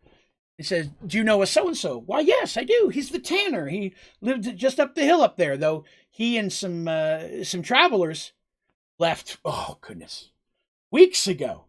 And to the same kingdom, now that you mention. He didn't quite say why he's a tanner. I thought maybe he was going to pry some wares, though he usually does that more in the fall before the winter. But being spring, I don't know, maybe he's working all winter. But yeah, he and some travelers, he either hitched a ride with them or they hitched a ride with him and head up that way weeks ago. And Seraph, who obviously looks like Seraph and who's makes people a little uncomfortable because of the way he looks, goes, "Was there a young woman with him? Dark hair?" Describes Dina. He goes, yeah, there's a girl like that. And an old guy was kind of balding, and a dude who's dressed all in gray. That's Perrin. It's Kurgan. And an older lady. It's out by her grandma. That's her family. Fits the description of Dina and family. And Endian is like, okay, they came through here at least and they were okay. This is a good sign. These are things you can tell them looking at each other if they're thinking these same things. They're like, we appreciate it. Thank you. They go to step back to the deck because Endian, the whole goal was is that they were going to get here. Endian and some of his crew were going to see if they could get some horses, buy some horses, or if not, head up the road until they could find some horses and go after Dina. Help Seraph and Deacon. They know that they're faster and they're going to get ahead, but with a bunch of people like that, they could probably use the help. And you can imagine how invested Endian is, and also making sure that Dina gets somewhere safe. They turn, they go to walk away, and the innkeeper's like, wait. One other thing. They turn, they're like, yes? When the man gave him the letter thing, he said something kind of weird. Like, what did he say? He calls me, what did he say? He said, make sure this gets into, and he said somebody's name. It's imperative he sees this. And he walks back up to the man and goes, what was the name? It was Loman? Is there a Loman? Lehman? And Endian's face just falls and he goes, Lomar. Yeah, Lomar. That was the name. Lomar. Make sure you get this in the hands of Lomar as quickly as possible. And the boat took off a few minutes later. Endian's face gets angry. He comes back walking over to Seraph, who heard this as well. Because they all know Lomar's name. Lomar of the Nine. Lomar was the head cleric underneath the Emperor, and the Emperor's, you could say, almost like tutor, if you will, who has been missing since the day the Emperor was killed, like 15, 18 years ago at this point. Some thought dead, some figuring he was still out there somewhere. So an Oromanian ship arrived. Oromon soldiers under the control of Lomar. This adds a new problem. Lomar's back in play. Because not only is he back, he has forces working for him. How many? What's the size of it? Is at this very moment while we're racing around, is he in control of Oromon now? Is he running the entire... He could be running the entire empire at this point. We know others have been seeking for her. Could this all be because Lomar found out about her? This is a bigger problem. Seraph is standing there with Endian, and they're going over it. He must do this. Yeah, do you think he has Oromon? I don't know. We've been dealing with all this for the last several weeks. I haven't spoken to any other ships. I have no idea what's going on in Oromon. Everybody we're talking to is someone down the chain, not up the chain. It's like, who knows? I don't know. For all I know, Paxual and Arduel could be at war with them for this moment. I just don't have any information. And Seraph goes, I have to go after Dina. And Endian goes, of course you do. Seraph looks at him and goes, that ship cannot. And Endian stands there and his face just kind of goes blank. And he reaches out his hand and Seraph reaches out and they shake their hands and he goes, they're not going anywhere. He goes, when we're done, we'll come back and try to find you. Seraph goes, I wish you the luck, sir. And Endian turns around and immediately and his men start making their way back to the ship. Now, Seraph had all their stuff on them, because originally they didn't hope to leave. Seraph and Mugen and Deacon are there. And Endian's like, do you want any of my men? And he's like, no, we'll move faster without them, and you're going to need everybody you got. We just worked the hell out of them, and now we're sending him 4 more days that way after a ship. We've got to catch up. You're going to have enough to take care of. You'll need every man you've got. Endian, last thing he says to Seraph before he takes off is, got a lot riding on you, boy. Don't prove me wrong. Endian makes his way back to the ship, and within just a few minutes, it already starts turning around and making its way back out of port. They probably weren't at the dock more than 30 minutes, and they're already gone, leaving. The innkeeper's like, did I say something wrong? Seraph kind of gives him a sad smile and says, no. Said what we needed to know. We thank you for that. My friends and I need to go after those men, and we need to go quickly. There's a place around here we might be able to purchase some horses. Yeah, there's a blacksmith up the hill. He's He's got several horses. Normally, he just rents them out to people who need to travel. We don't have a lot of need for horses here on a daily basis, but for the right money, I'm sure he'd sell you a few. Sarah thanks him very much, and he and Deacon and Mugen go walking up the street towards the blacksmith. They need to get some horses, and they need to get moving fast. Between them and Dina, it's 20 to 30 Romanian soldiers who could be elites or could be a mix of something else. But they're between him and Dina. He has to make sure that stops. He's got to get to them before they get to her. Sure enough, getting to the blacksmith, they basically throw out money that's twice what the animals are worth. Saddles, tack harness, all of it. And the man's like, yes, I'll sell you horses for twice what they're worth. I feel like I'm robbing it. They're like, we're in a hurry. Take the money. We need to do saddlebags. I need his money, saddlebags. Because none of them are poor on money. They buy the horses, and very quickly, the three of them are off. Mugen, they move relatively quickly.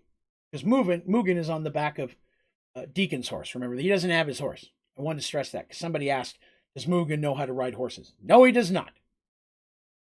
He is riding on the back of Deacon's, while Seraph is on his.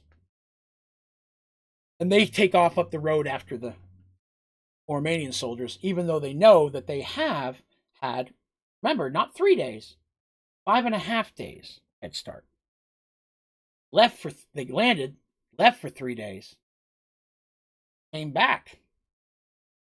It's actually more like 7 to 8 days, if you math right. And I'm not good at math. So it's been like a week. They have a lot of ground to cover, but there's only a few of them. And Seraph knows that if it needs to, with Deacon's magic, his skills, if they have to leave the horses behind, they can. It just will be a lot easier on them if they don't. So, because if they got to run the whole way, he may be too tired to fight by the time he gets there. And Seraph in his mind is like, there's 30 people in front of me that I have to kill to save Dina. My friends are going to help, but there's 30 people in front of me that I have to get through. No matter what. They take off up that road as well, towards the same kingdom, chasing after them as quickly as they can.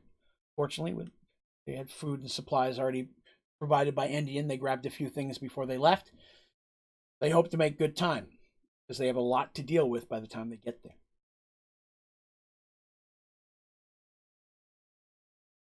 Now, about that time, back in the Kingdom of Serenity,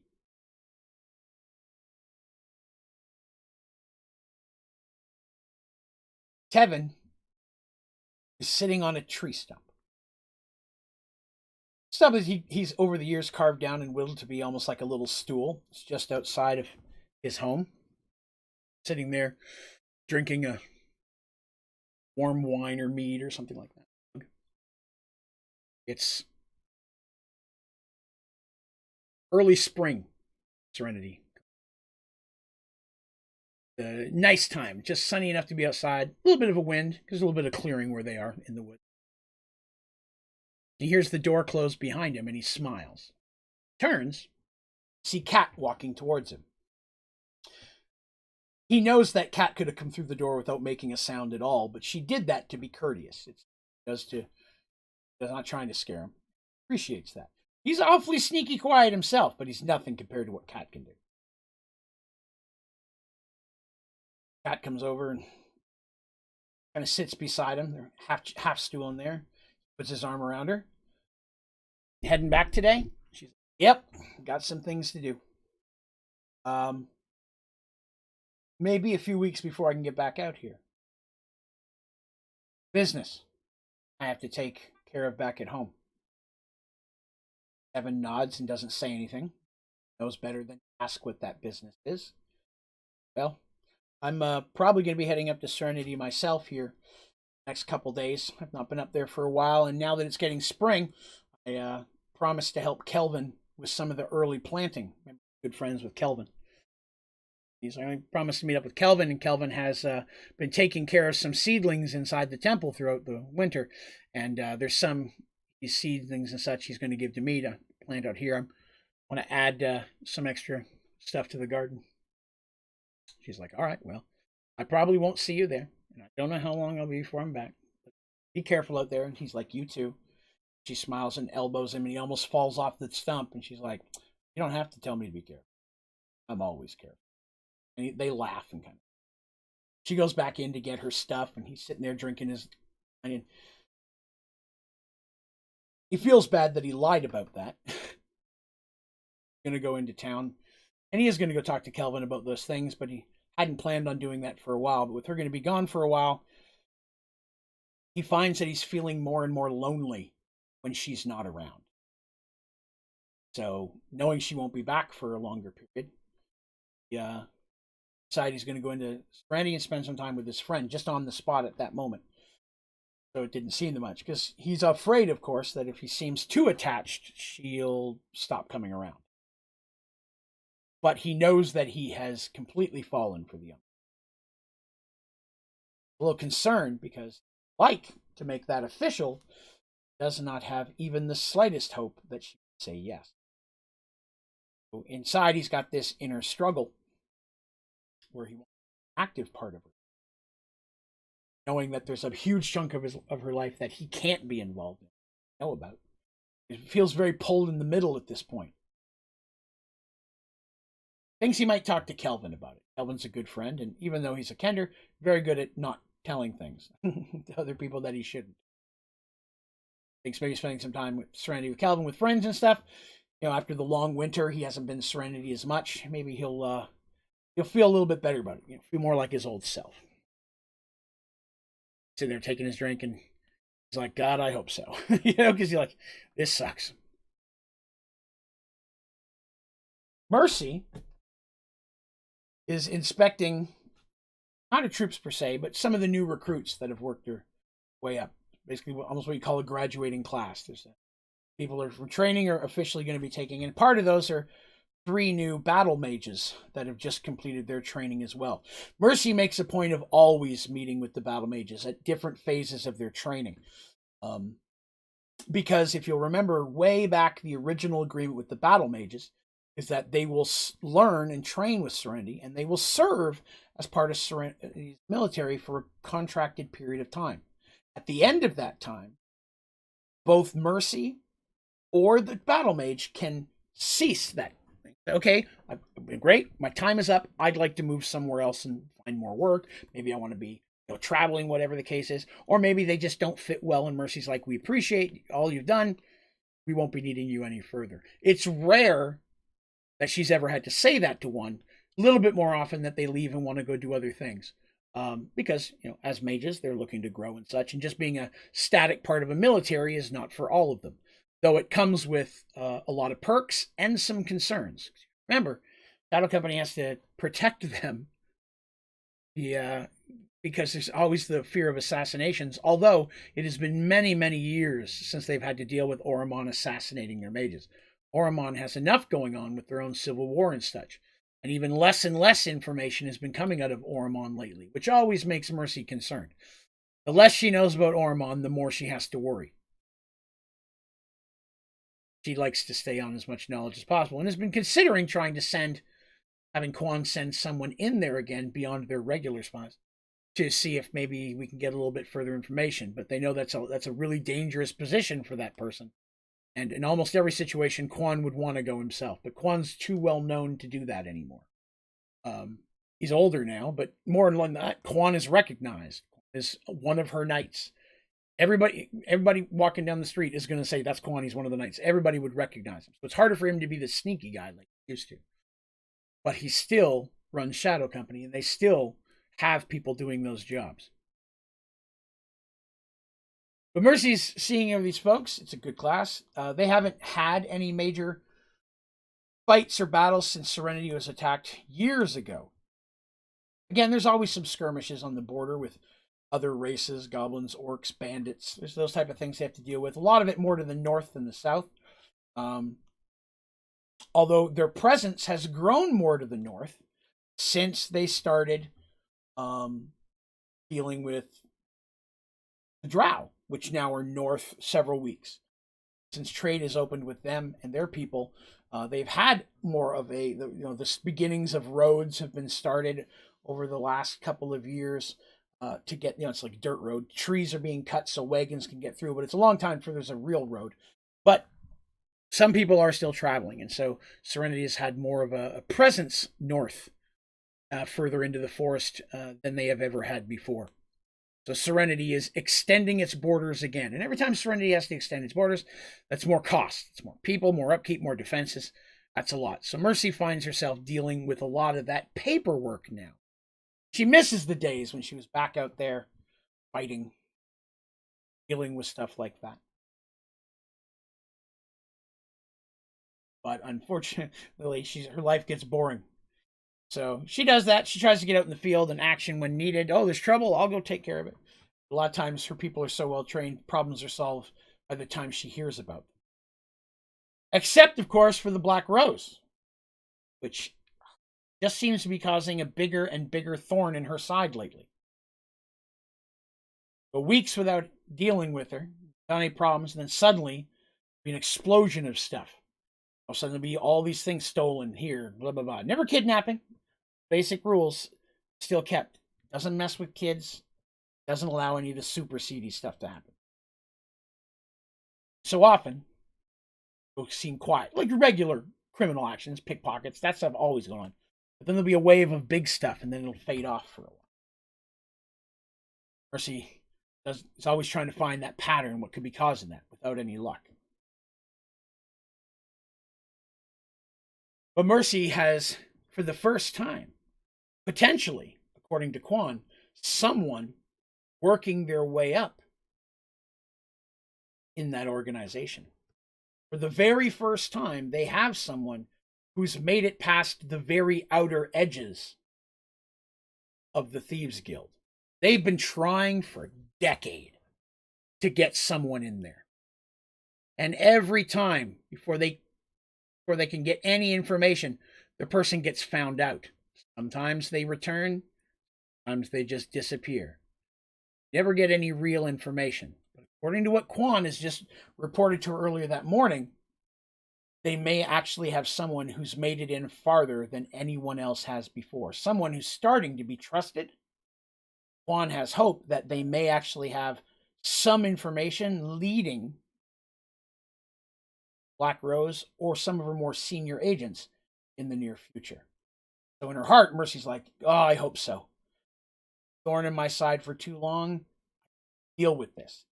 There's always going to be some form of thief element, but she's too organized and she's too powerful. I've got to nip this before it gets out of hand. She already has her grips on Kingdom Fire Moon at this point. You'll remember from back there. She's now technically over 2 kingdoms, hundreds of miles apart. And that Thieves Guild is loyal to her as well. That's unheard of. I mean, she's so scary and so powerful that from hundreds of miles away, no one's willing to try to take over. That means when she took over, she did it fast and she caused a lot of damage quick. So much so that no one else would want to question to try to take that. Mercy does not like knowing that that person's living somewhere out here in Serenity. She's looking over, standing on the balcony. She's looking over and she sees her city. Somewhere out there, Black Rose. Doing who knows what at this moment. Right now, there's nothing I can do to stop her. But, first time, might be getting.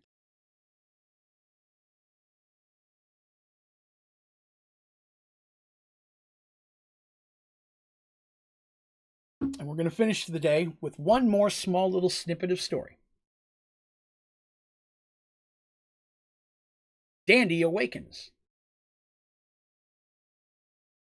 Immediately tells she's outside again. She sighs. Oh, I've been sleepwalking again. She's not standing. She's sitting. Finds that she's sitting right on the walkway. There's a little fence that goes around, a little white picket fence around their house that she and Petal had painted flowers all over when she was little and such. She's sitting right at the gate, almost like she was going to go out the gate, but then stopped and sat down.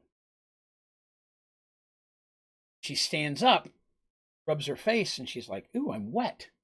Looks up, she goes, well, it doesn't look like raining. And she looks down, and even in the Moonlight. She can see there's blood all over her hands, all over the front of her shirt. She immediately starts looking around. Michael or anyone who might be hurt. I'm not hurt. I feel okay. She turns around and goes running back into the house. Oh my God, oh my God, oh my God, oh my God. He throws the door open. Loudly, not even being dandy, it just throws the door open. A moment later, Michael comes walking out of the back room. Dandy. And she's like, are you okay? Are you okay? I'm okay now. It's okay. And she's like, look, did I hurt somebody? Okay. Calm down. Sit down at the table, and he goes over and gets a pot of water off the stove they have, and he grabs a towel and starts washing it and wiping off her hands. He's like, I was sitting in the front yard and I woke up and I had blood. It's okay. It's okay. It's my blood. What happened? He's like, it's okay. Okay. Woke up. A sleepwalk like before. Once I was actually awoken. Started to leave the room. I tried to wake you. Around the corner. Wake you. Next thing I knew, there was a knife in my stomach. He's like, oh! He's like, I'm okay. Okay. Still asleep. Instinct. Fell. Continued walking. The knife out. The kit, into the cupboard, into the kit. Put some of Artis's healing potions. The healing set. Wound is already gone. Hey. I can't believe I stabbed you. It's okay. But he's okay now. But maybe we should ask Artemis. Talk to Artemis here. This does seem to be getting worse. You know, luckily, though it hurt a little, and she's starting to cry at this point. Okay, it hurt a little. I'm going to be fine. Want to make sure it doesn't escalate. Like, I don't want to hurt anybody. And he said, you don't, darling. Get some rest tonight, or we'll send word out to Artemis to meet with her. Okay. Helps her wash off and helps her take all the bed clothes off. She's still in her bed clothes. Soak with blood in the front. Take it off and throws it in the bin or something. We'll wash this tomorrow. I'll probably throw it away. It's stained now. Helps her wash down real quick, and then they go back in. She helps her get dressed and very tired. They get in bed together, and she kind of curls up against him, and he's still crying a little bit because she's so bad. She feels so bad that she stabbed Michael. My God, I would never do something like that. Sleepwalking is too much.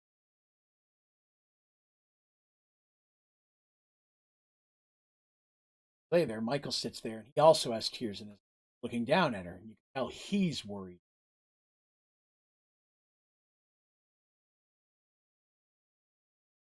Something. Think of some problem. Obviously need to talk. And that's where we're going to stop for today. Went a little bit long today. It's 10:15. So I do want to thank you all for coming by and letting me tell my story today. Hopefully it was slightly interesting. I will continue to keep putting little updates what's going back in Serenity, because things that I'm doing there are important still, and they're still going to be an active part of the storyline. Not everybody's just going to be sitting at home while the kids are doing everything, so you can expect more snippets like that popping in every couple of episodes. Well, they may not directly affect this storyline, and there may not be any like super big crazy reveals and stuff. I still want to make sure that the storyline back there. But I'm very excited to continue more with Artis as they make their way to Caradon. That is, if she's alive. And then now Seraph is on once again left Captain Endy, and he and his two friends are racing off once again to try to catch up to Dina. Hopefully they'll be successful. I guess we'll see. But I had a lot of fun telling the story tonight. I look very much forward to next week. Next episode. That's 2 weeks from now. Because it's possible. You guys to hold me to this. Just depends on how well the story goes. But it's possible that there might be a huge, massive reveal next time. Not that I want to leave you on a cliffhanger or anything.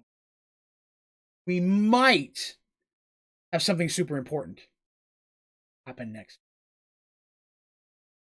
And maybe the kids will be taking stuff to a new level. Something strange will be happening. Hopefully some of you will come back and see. But that'll be 2 weeks from now. Next Thursday will be in April by that point, 2022. Hopefully some of you will come back for that. And if you're listening to this on, again, audio podcast,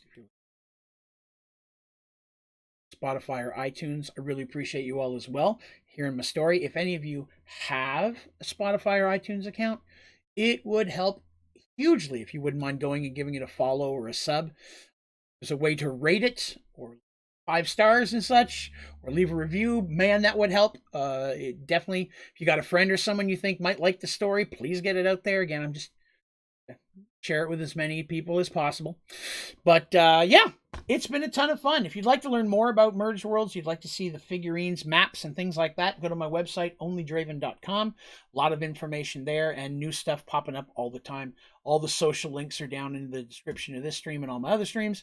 And for those of you on audio, go to Onlydraven.com for links for all your stuff, Mergeworlds, including cool Mergeworlds merchandise.